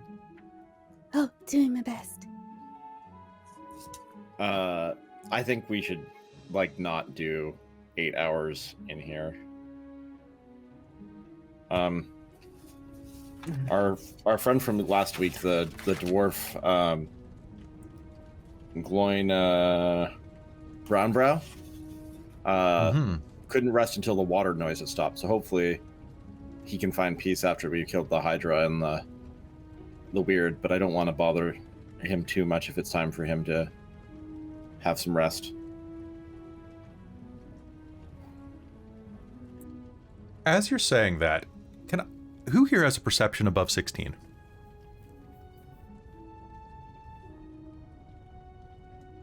Okay. Sindri. Above 16 or 16 or above. 16? Yeah. Okay, you are going to hear the sound of a door open further down the corridor. It's been about an hour, maybe a bit longer, as Anthea starts her work.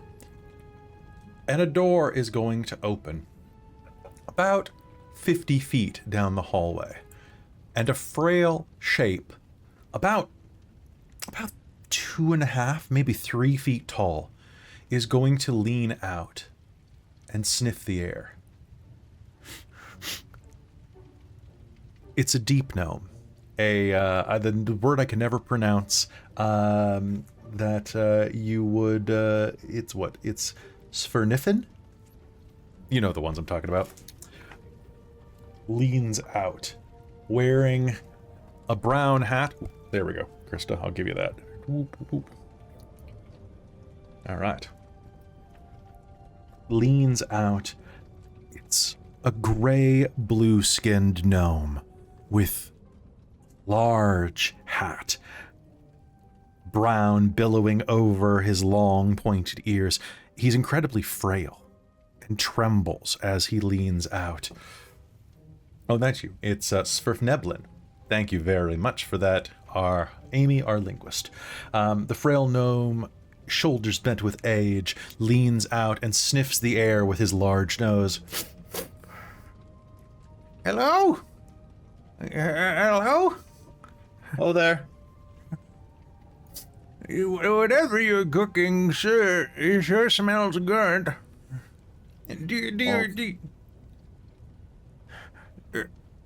Are you friend or foe? We're friends. Come on down.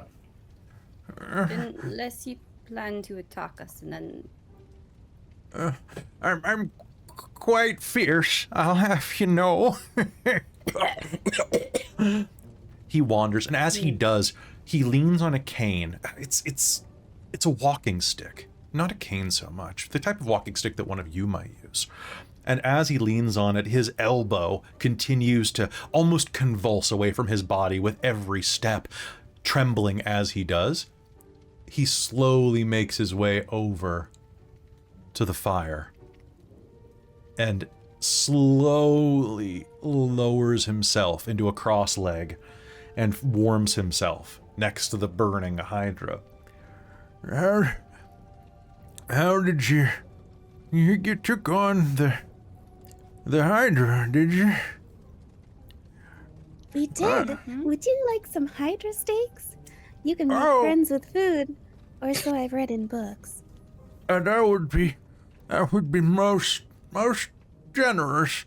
I haven't eaten, and my supplies ran out a few days ago, so I've been quite hungry. Oh, well, they're almost done. Where are you coming from? Actually, I swam in through here. He points at the water. And, really, yeah, sorry, my name is Rivy Bidell. I came here as to research Doomthorn. I'm a recent convert and wanted to see this place for myself. I'm something of a devout Doomthornian. This is a very dangerous hermitage. Well, to be fair, when I came in here a few weeks ago, I was much more spry. All right, so Sindri, Ella, and Anthea are going to notice After that... I rerolled my 1. Perfect. Yeah. Milk it. Yeah. Yeah. You're going to notice his clothes are hanging off of him.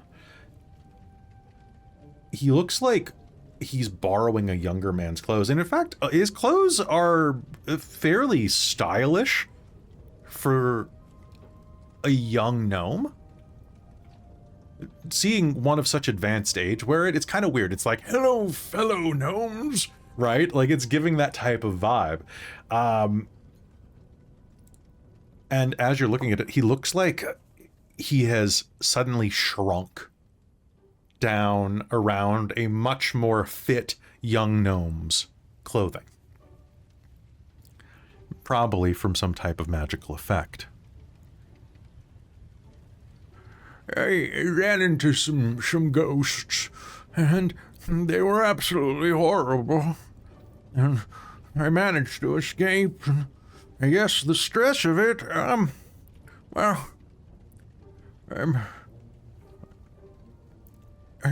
only about 70, but in gnome years, that's about 22, 23, I guess, by human standards. You're still quite young. Oh, thank you. It's the stress that gets you, I guess. Stress will do that to you? I think perhaps maybe it was the ghosts. Oh. Ghosts Where- can do that to you? Apparently Scare the so. life out of you. Oh. Uh, I mean, you look very nice for your age. oh, thank you. I was in the midst of looking for a copy of He of the Hidden Gemstone, and I was trying to copy it. I found it and was trying to make a copy for myself. You know, I'm not here to pilfer. I ran out of food and water. So I tried to scout the rest of the facility to see if there was anything else here I could try to consume. And then I came across some ghosts. And then I've been hiding in the tomb there for the past 2 or 3 days. All the ghosts we met were really helpful.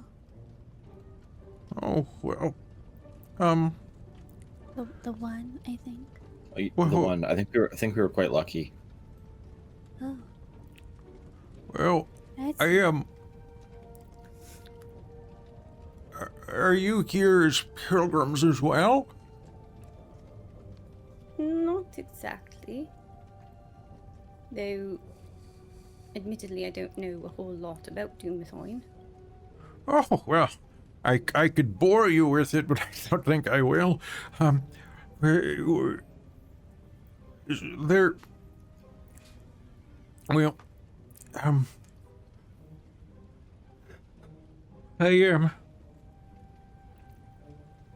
I came here to study that book written by Thorgan Ironquill. There's so much about him to share, but the important things are that inside of here, there's an enormous, exquisite emerald. It's somewhere inside of the crypt of the Talhund. I was hoping to recover a chip of it as a sacred relic in return. Bring it back to the other worshippers as proof. Now,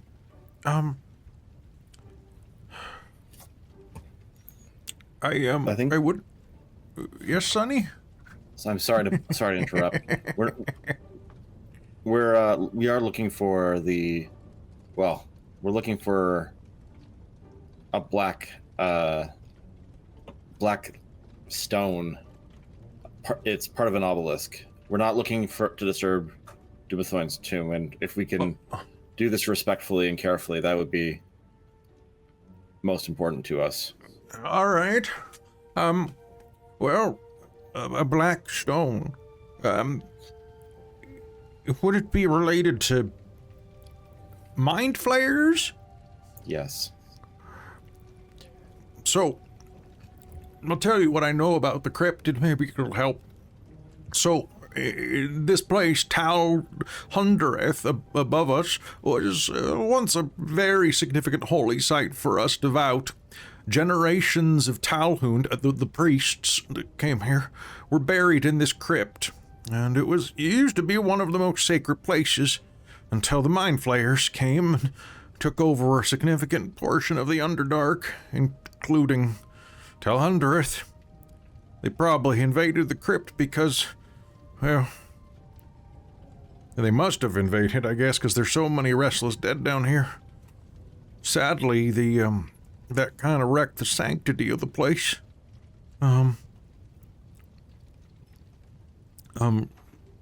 That said, if they were coming here looking for magical artifacts, the Emerald would probably be the place where...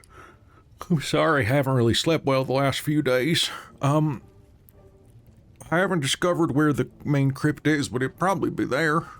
That said, there's a room up ahead that has a lever in it that probably has something to do with revealing the crypt's hidden sanctum, but I can't get it to move. I've done enough tinkering to realize it's tied to some type of clockwork mechanism. It must cause entire rooms to shift Those of you who were in last episode and remember, there was a room with a door that opened to a blank wall with some scrape marks along it. I'm convinced that there must be another lever somewhere else, and probably if you pull them both at the same time, it'll start moving all together. Besides that, if none of you all happens to be a cleric, would you? Not in the slightest. Oh, Negative. Why? I was hoping somebody could return to me Perhaps to Gork. the slightest, but We do know. if you're looking for just divine casting, we have some of that. Oh. Well, I mean, I would love it if anybody here was capable of healing my condition, bringing me back to glorious youth. I would hate to be a martyr for my faith. Exactly. Do I recognize what would be needed to fix his condition? Make me a religion roll. Uh,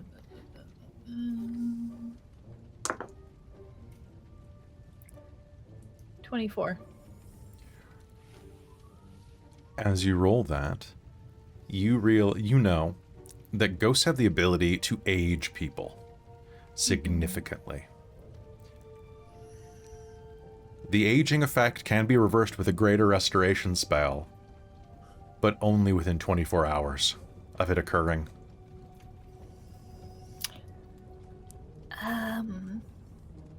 How long ago did that happen to you? About 3 days. There's been pretty long ones. You're kind of stuck. What? Oh. Oh no. It's only within 24 hours. Well, shucks, you I folks suppose should have you could hurried. Probably get maybe you could get resurrection done, but that would change you completely. But you might be young then. Or a reincarnation? Yeah, that's what I meant. I get the words mixed up sometimes. Oh, reincarnation. Well, what incarnation would I end up as? Possibly a I don't carnation. know, but something younger. A carnation? That'd be lovely.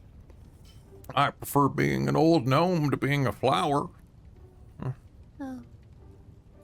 Okay. But Sadly, that's the thing with reincarnation spells. You don't really get a choice in what you get. I don't think, unless perhaps if you invoke a deity. I wonder. Perhaps. What are you folks doing here? You said you're looking for the black shard thingy. Well, I'll do what I can to help you find it. But there's no way I'm gonna be able to swim back home at this rate. Do you folks know anywhere else around here that an old folk like me could make it to? Well, we can get you back to Phandelver in a few days once we're done here. Phandelver? Oh, that sounds mighty nice of you.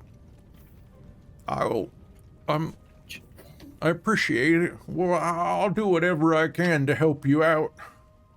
May I ask, how long is the swim? Well, for me, I imagine it'd be pretty quick. How long was it coming this way? Oh, it took about, well, it was swimming in through the tunnels, took about, I was in water for about 2 hours, but not underwater. There was over and stuff. It's a bit of a ways, a couple of miles. It's an underwater lake, you see, and then some tunnels that are waterlogged but breathable.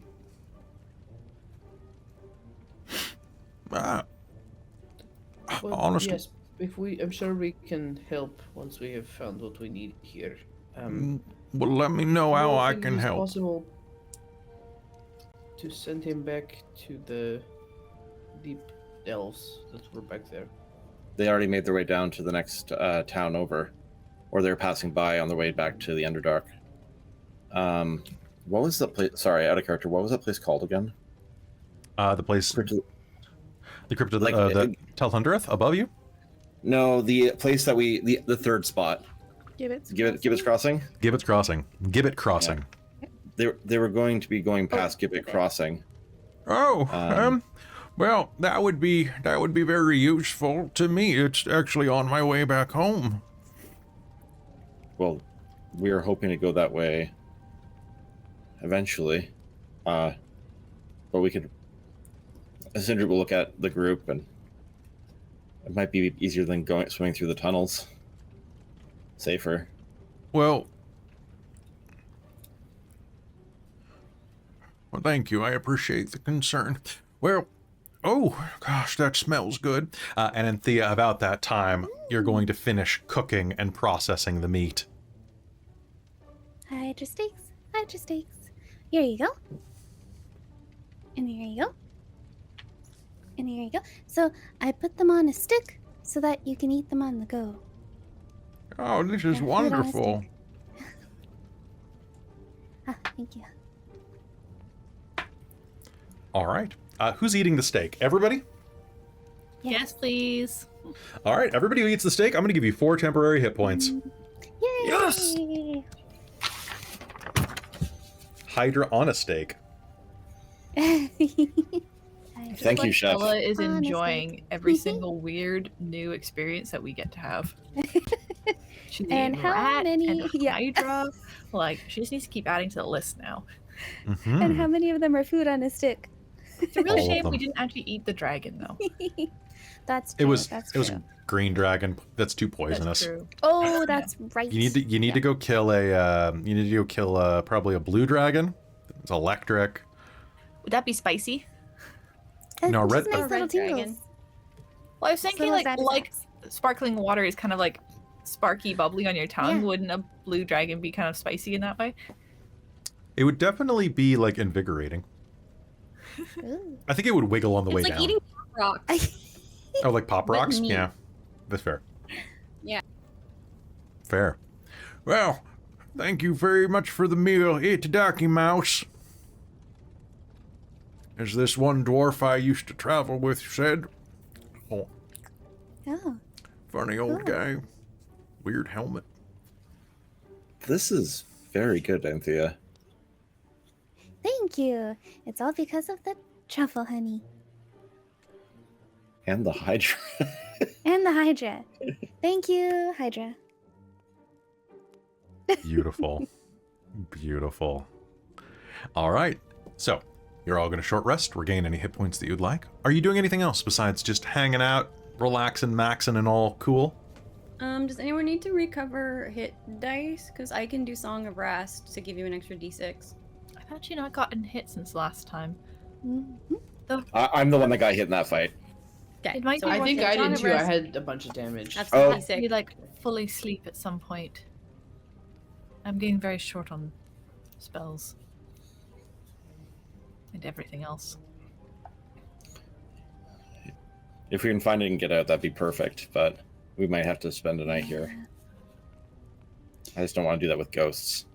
Yeah, I Was- think we should continue on a little bit, and then if it's like a really long time, then we might have to just sleep. Well, That's my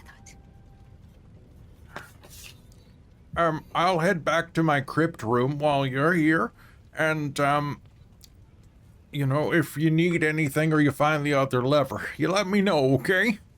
I've got this to help me out. 1 second. And he's going to root around in his pack, and he's going to pull out 2 tin cans and a string. And what Uh-huh. exactly does that do? What?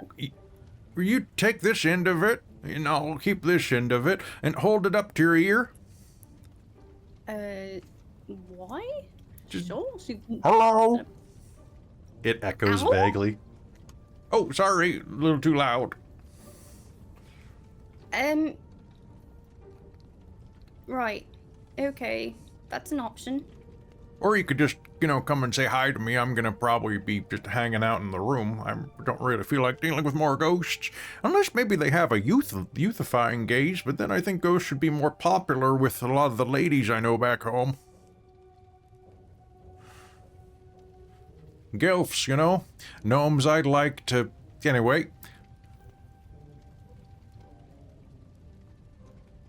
Well, why don't you head back to your room and we'll set off and we'll come back and get you. I guess it's creepier now that I'm not a young stud. Alright, it's gonna... Here, let me help you up there. His knees will knock together, like...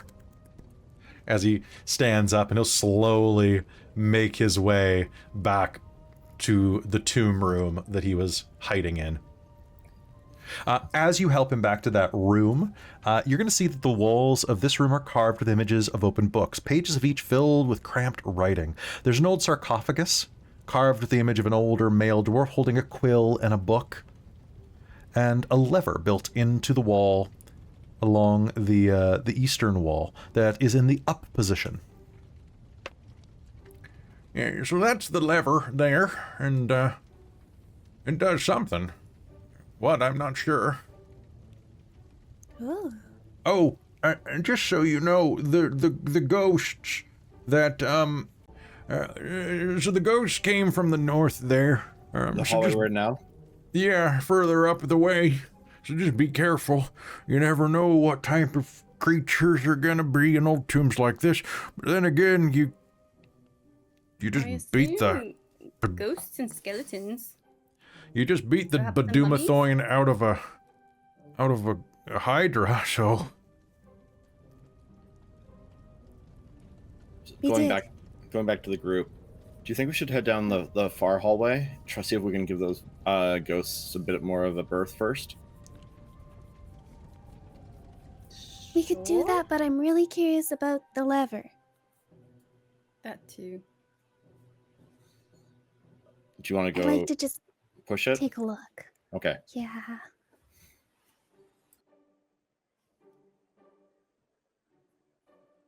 Well, Okay. best of luck to you. I'll be here if you need me. Sounds good. I'd like to take a little look at the lever. Oh, please, go ahead. Make Thank me you. an investigation roll. Nice. Oh, less nice, but I'm a halfling. God damn it, Caitlan. You've never rolled this Oh. many ones in your life. I know, I know. Well, I did roll a 4 after that, so like that's not the best. So that's a 12. So it is lodged open. So you think that it probably has Oh, to be okay. pulled at the same time as another lever to activate. Oh, okay. I was like, he's not an artificer, so maybe. He's not an artificer. Well, with that roll, neither are you. Right? I know. Woof, woof. So there's bound to be another one somewhere soon, though. Okay. I guess that's the way it is. I'll go see everybody else. That's a great Celine Dion song. Oh, you listen to them too? Yeah, absolutely. The unicorn, right? Seraphine de Leon. No, I guess that would be a Leonin. We're going to back up and say that it's Celine de Leon. Oh yes. I think Serene the songs are Leon. just so moving. Yeah, it's too bad that they're spending all of their time. Wait, Mirage doesn't exist in this world. That's a homebrew thing of mine, so we're going to back off that. We're going to go with... Don't mind me, I'm starting to hallucinate. Oh, I guess it could be Siren Leon. Siren Leon. Oh yeah. Yeah. Either way, good music, good music. That explains why the Titanic crashed. You did it, Christa. You did it. You came up with the reason. Figured it out. You killed Leonardo DiCaprio. Christa's been gunning for him ever since she turned 26. Right.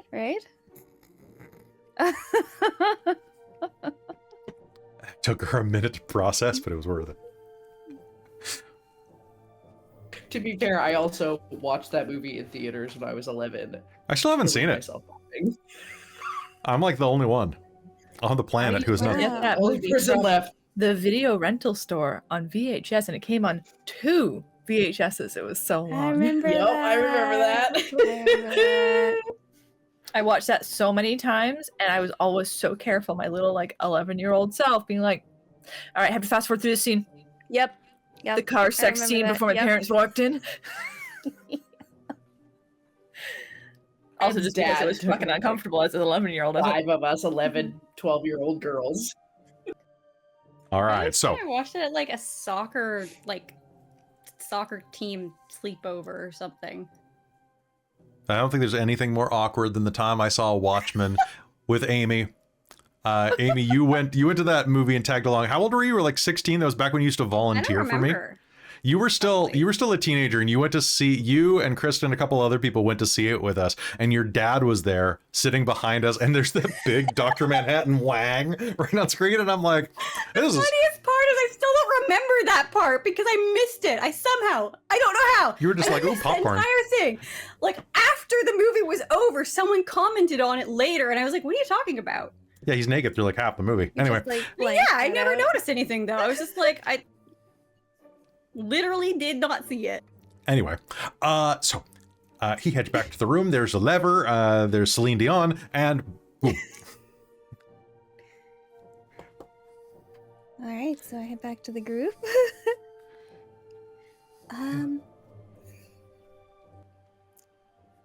Sindri, where should we go?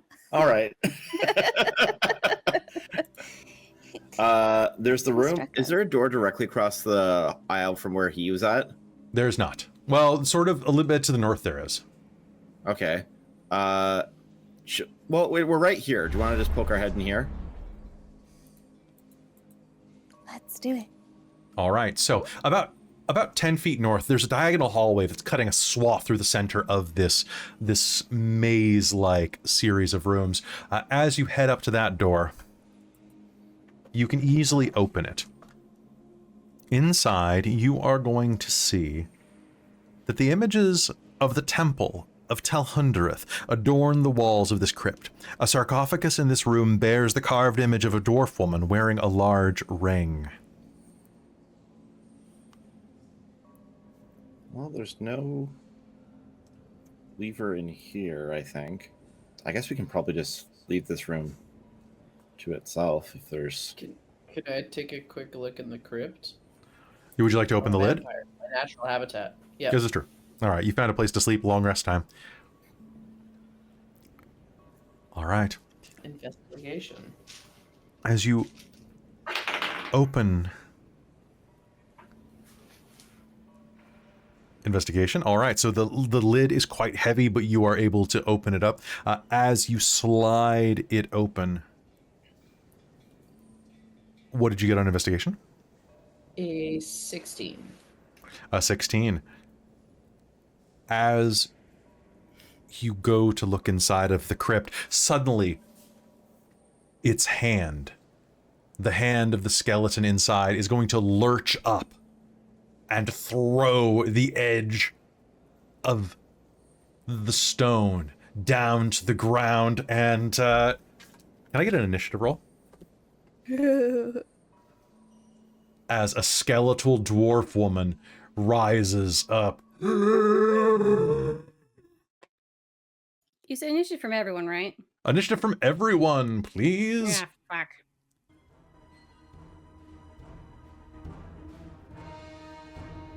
Oh, good. Alessandra is near me. Cool.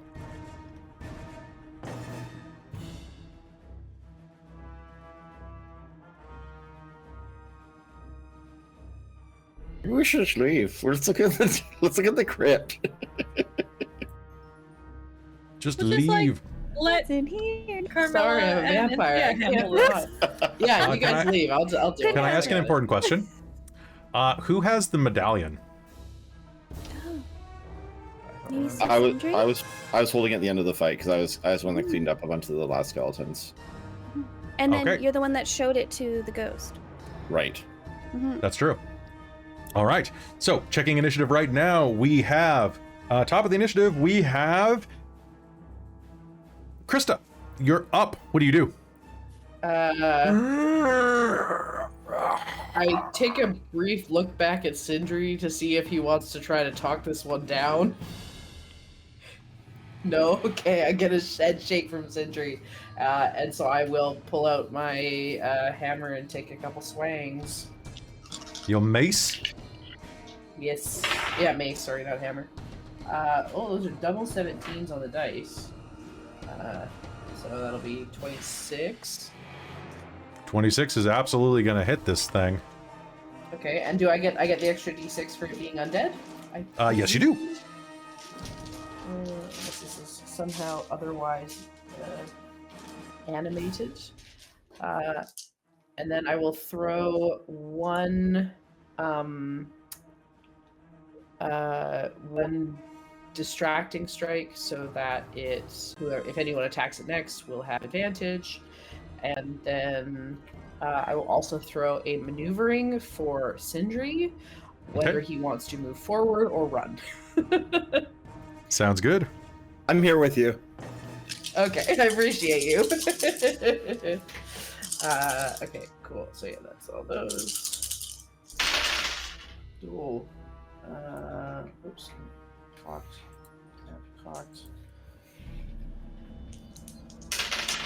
There we go. Okay. 10, 20, 7, 37, 39. 39 damage? Yeah. Well, that used to be a dwarf skeleton. How do you do it? Sorry.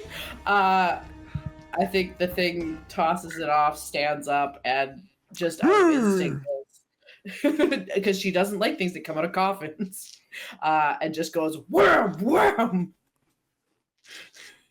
Just And then wham, reaches wham. over and grabs the lid and just pulls it back and sets it down. Just nods ahead at Sindri and starts walking out of the room.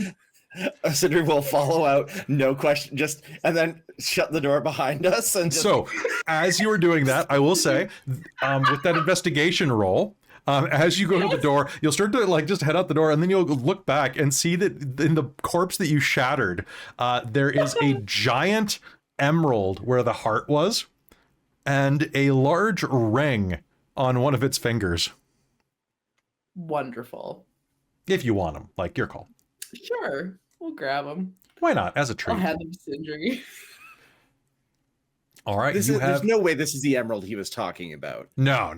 Like massive. By massive, I mean it's like fist-sized. That's still massive. Huge, great tracts of land. Huge, bountiful gems. Well, it's a fantasy world. These are things that are a dime a dozen, really. It's all inflation. Truly. Yeah, we'll take it out. I'll walk over to Lyric and or Anthea, whoever is nearby, and just hand the ring and say, this was in a tomb in that room. Does it do anything?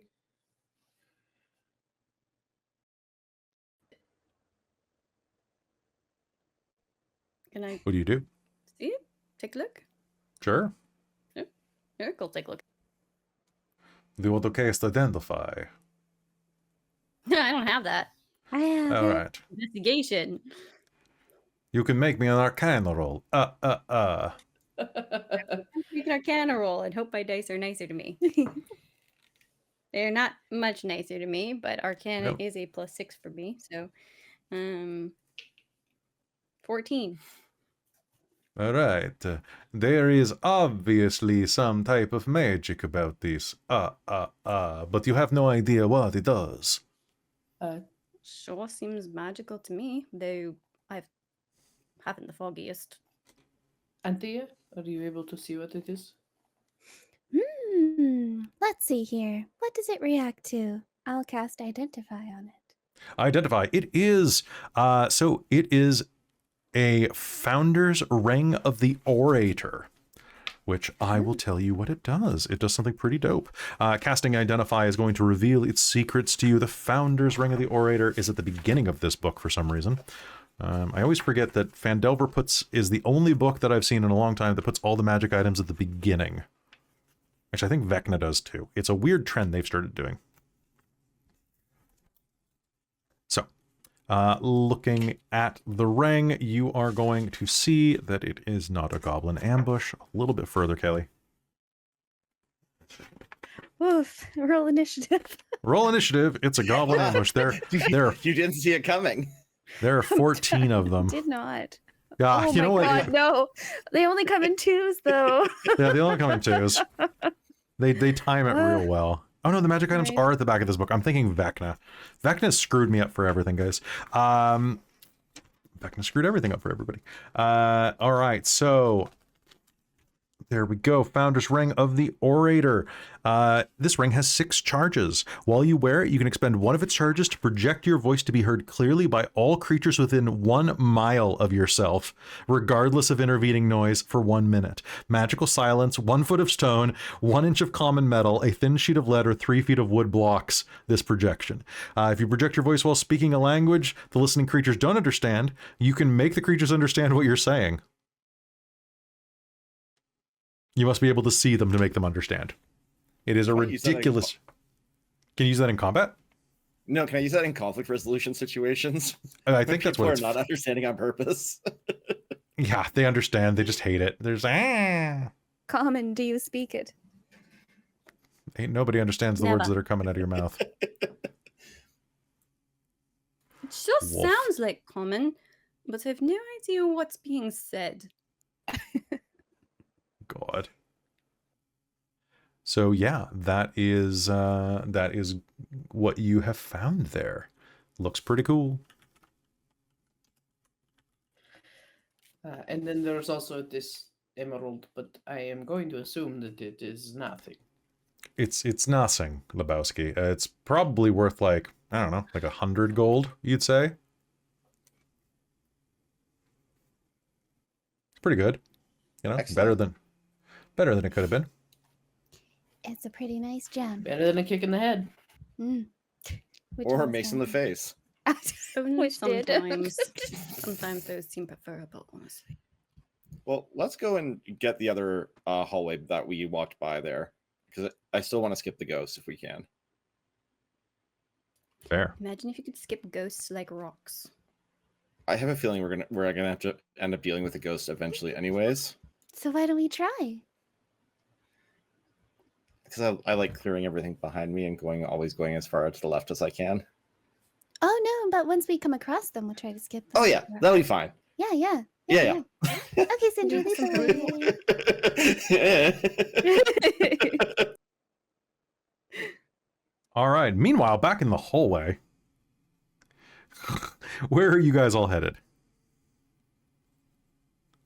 I figure because Sindri came down and was showing them things that Lyric's probably closer to the door if they're... Yeah. Did we look in the room that the deep gnome? Yes. Rather than looking So at there's another corridor down to the south that goes immediately north of where you fought the Hydra. And then the diagonal corridor proceeds deeper into the tomb. And there's a cool statue down there. There's a cool statue down there. You can see it right in the center of the room, directly north of you. Mm-hmm. So, thought... Northward ho. Since the other one couldn't come down here, there's a perfectly good statue right there. Oh, hijack the statue! Hijack the statue! Might be useful. Hmm. Perhaps we go there as far and then come back and check the other hallway. Mhm. As there may be ghosts this way, which perhaps we will that's deal true. with, but they are much harder to hit, I assume. I don't believe I have tried to hit a ghost. We haven't fought any ghosts, right? We just talked to one? You Yep. talked to one. Yeah. We should have asked him his weaknesses. I don't think he was going to be... He didn't like me all that much. He didn't dislike you. He didn't dislike me. Let's go get our statue. Sorry, I'm just trying to remember, out of character here. Didn't we fight something when we, in that other place, where we found that fire crucible magic thing that was also That was a wraith. That was a wraith. Okay. Good memory. Very different, or only sort of different, or similar. I'm like, didn't we? And after you fought it, it was erased. Boo. Oh no! All right, let's go. Let's fucking go. All right. Making your way downtown, walking fast. Faces pass, and you head north. As you do, you see that this room's east wall is bare stone. And as you're looking around, you can see that carvings of dwarves battling giants, orcs, and other enemies adorn the other walls. A statue of a dwarf warrior, axe raised, stands in the middle of the room, and as you enter, you will start to hear a low muttering in Dwarvish.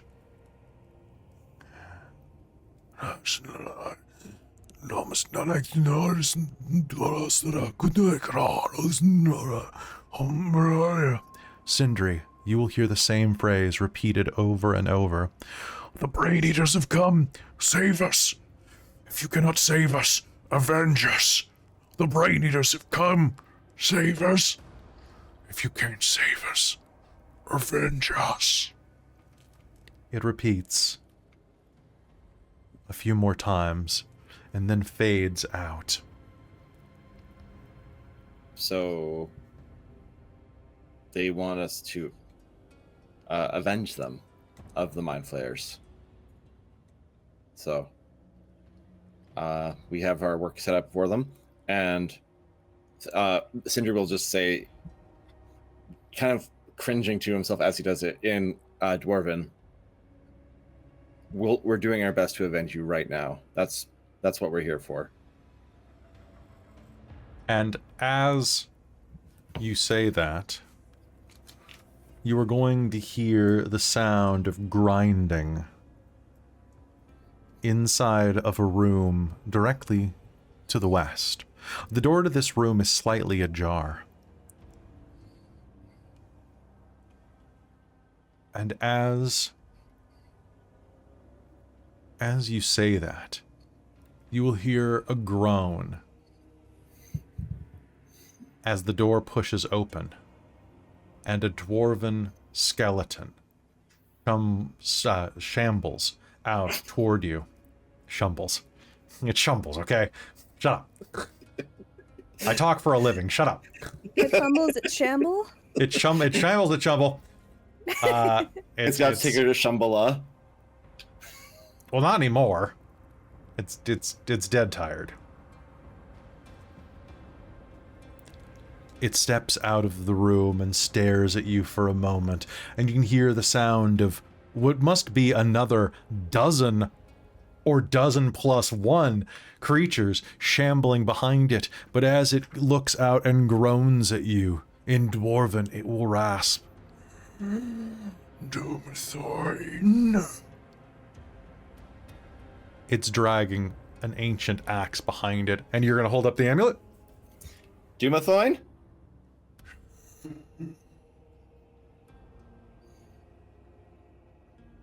And it's going to slowly lumber back into the crypt and lie in state again.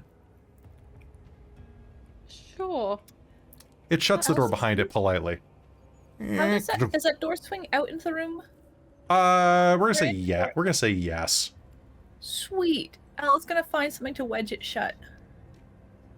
It's almost like he says, "There's no treasure in this room," as he goes and lays down.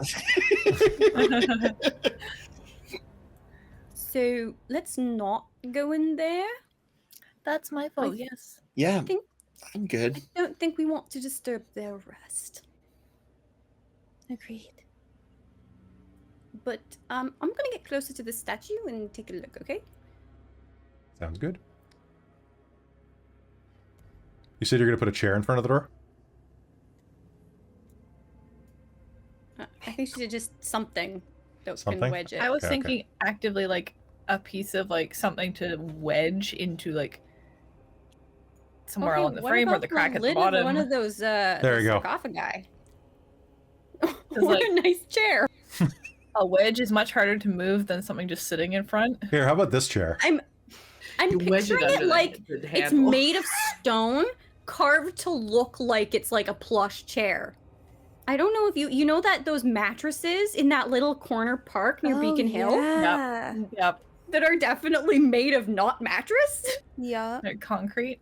Well, like everything else here, those stone beds and everything. Definitely stone. It definitely, yep, it's the way it is. Ella just casually moves it with her 19 strength. Yep, totally. Is that better? There we go. There's literally a chair. And now it's an IKEA chair. I mean, the dwarves would have IKEA chairs, let's not lie. There's literally a chair that I can't drag in from Roll20 that is a red one of these. Like a red OK slash... There you go, just an office chair. Perfect. For getting all your dwarven documents done. No, it's Wheelie. It'll be Okay. set away. It won't There. be the purpose I'm Alright, trying alright, to we're going back to the other type. Alright, I'm pretty sounds sure that would be a work safe violation. fair. Yeah, the dwarves would stand on the chair and it would collapse and they'd die. Again. Alright. No, we've cut off their fire exit. Oh, that's true. That's true. Yeah, how That's else is the fire gonna get out? Yeah, exactly. Run, fire, run! Alright, so, looking at that statue, you are going to be able to see that, as you're looking at this... I'm quickly reading... There we go.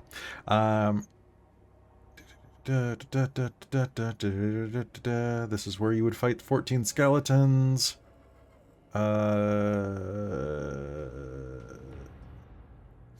The statue appears to be of a figure of great import, but you notice that there's nothing particularly important about it. There's nothing particularly useful to you.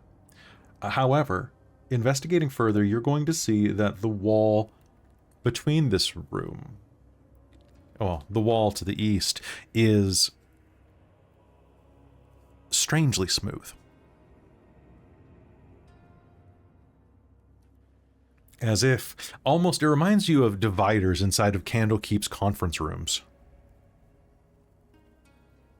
Don't come at me, you know that they have those. You think that there's some type of mechanism that might slide this wall open. So, like, for example, A lever? those levers. Yes. Yes. Sure. I'm still going to cast or use my animating performance to bring this thing to life, to have it in case there's another fight.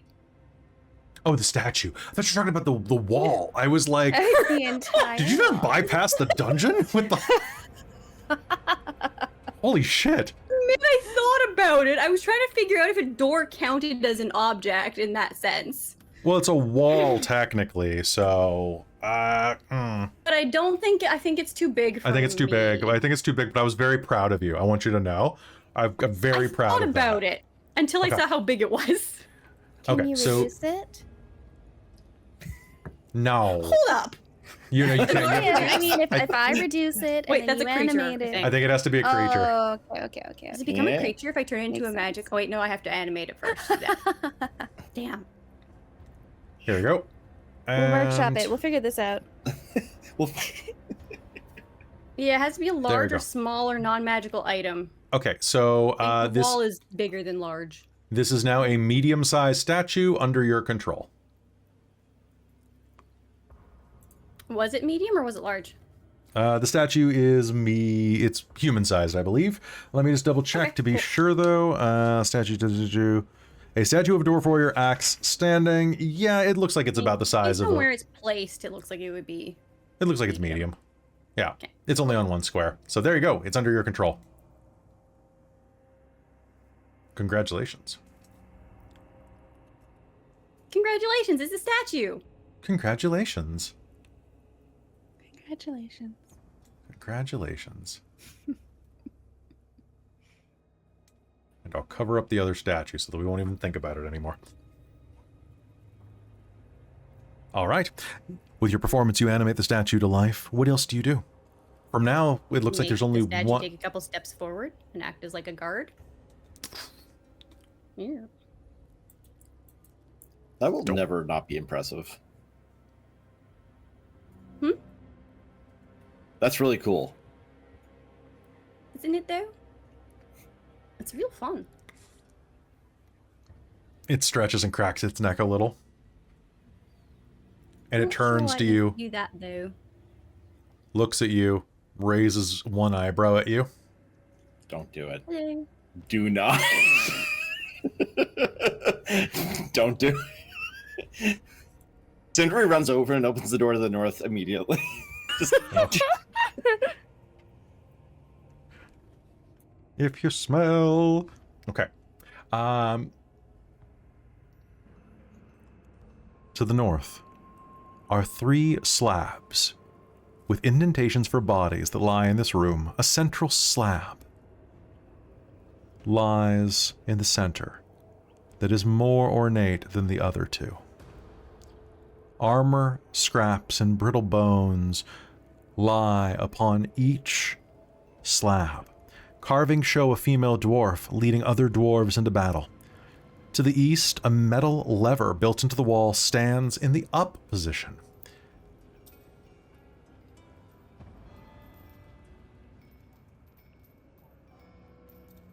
What do you do? Psst. Psst, Anthea. Yes. I found the lever. Ah, the lever. Ding, ding, ding, ding, ding, ding, ding, ding, dot, dot, dot, dot, trot, trot, trot, trot. We should Coming over. very carefully and respectfully enter this Yes. room. I don't know how. We are in Dwarven and hello. We are we come in peace. Sindri looks to Anthea. Peace. We come in peace. We don't want to disturb you. We wish to defeat mind flayers and just pull your lever and leave. All right. As you enter the room, can you make me a persuasion roll, please? As 3 ghosts, including one who looks just like the statue you just animated behind you. Oh, shit, goddamn.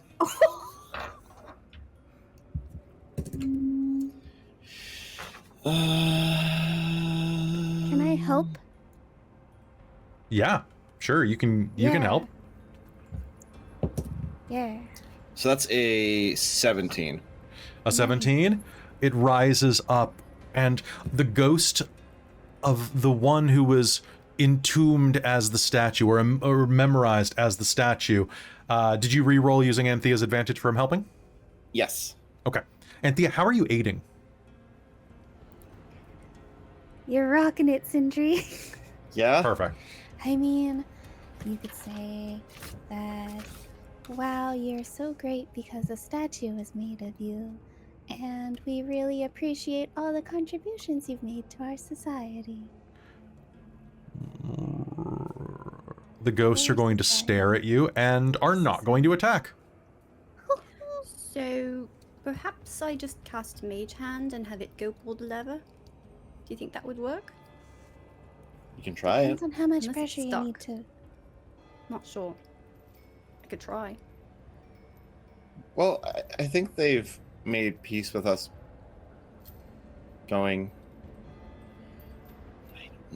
Sindri will step into the room. I'm here. Okay, looking around, I will say that as you take a step into the room, the ghosts are going to stare at you and then slowly sink back into the tombs. Maybe I could have the statue do it. Because then it's sort of one of them. I don't want. I just want to be very delicate with them. I don't. Sure. I just thought maybe they'd recognize it. But No, I'll trust you. I don't know. As well. I can just send a message to our elder friend. Tell him to pull the lever. Please. Okay. Because I can cast message and it is within 120 feet. All right. And Go it ahead can and do Go so. around corners. Who's gonna pull this lever? Would you like to do the honors? Or would you like Sindri? Yeah, I think you'd like to do the honors. Yeah, absolutely. Go ahead. Go for it. Okay. Sindri will just walk How tall is alongside it? Anthea. I was gonna say, Carmilla's following along I right might need a behind. little boosty. Okay. How high is it? It's tall enough that a gnome could have done it, so a halfling could have done it. Oh, I guess so. So that's fine. Okay. Heading into the room. Anthea, you position yourself next to the lever. Do you try to pull it? Well, no, yeah, we need to send the message. Mm-hmm. Yep. And I have that as a cantrip, I believe.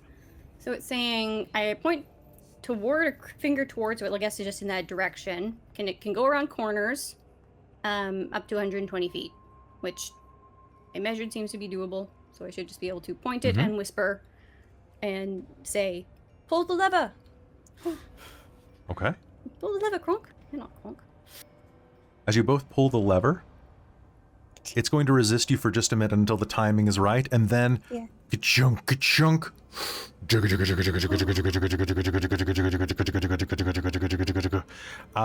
And you are going to hear an incredible shifting noise that's going to gently shake the inside of the temple.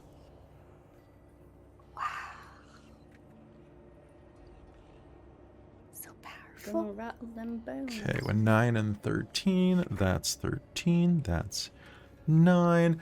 And those of you who are in the main area are going to see the wall slide completely open, revealing a large chamber beyond.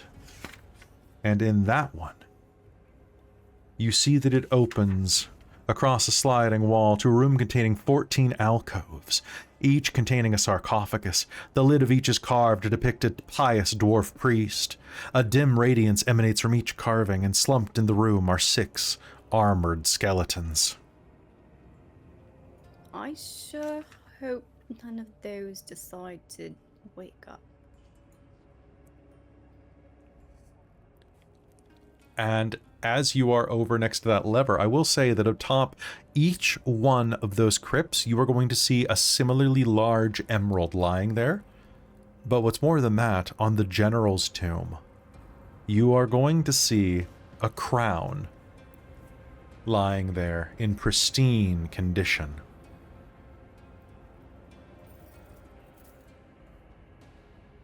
Can I make a history roll? Absolutely.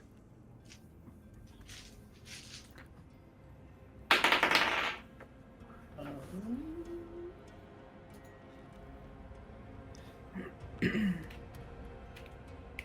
find my character sheets. That's gonna be a dirty 20. It is a lovely crown made of adamantine, with dwarven runes along the inside of it. You believe it's some type of defensive relic, a symbol of station for someone who once protected this area. Could be useful.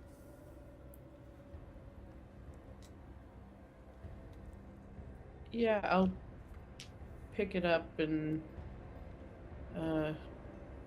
Anthea, is there any kind of magical energy on this? Do I feel any magic from it? It is a pristine adamantine crown after probably 300 or 400 years of it being ignored, so good chance. So probably. I'd say, yeah, Okay. probably. Let's go for it. Let's do another identify. Casting Identify on it. This is a Mind Guard crown. Oh. While you wear this adamantine crown, you have advantage on intelligence, wisdom, and charisma saving throws. Wow, that's pretty cool. And resistance to psychic damage. It like shields your brain. It requires attunement, but it is dope as hell. Oh, you need to wear it for a while before that sets in. But it's very cool. Ta-da! That's what it does. Unless anyone feels they need this. Sindri, I feel you have a greatest connection to the dwarves. Do you want to wear it? You have become much of a protector of this place. Thank you. If it seems appropriate. I think so. Your mind's been tapped once. I don't want it to happen again. Yeah, I'd also prefer to Shield the avoid that. brain. Oh, it looks so good on you. I keep waiting for the other shoe to drop.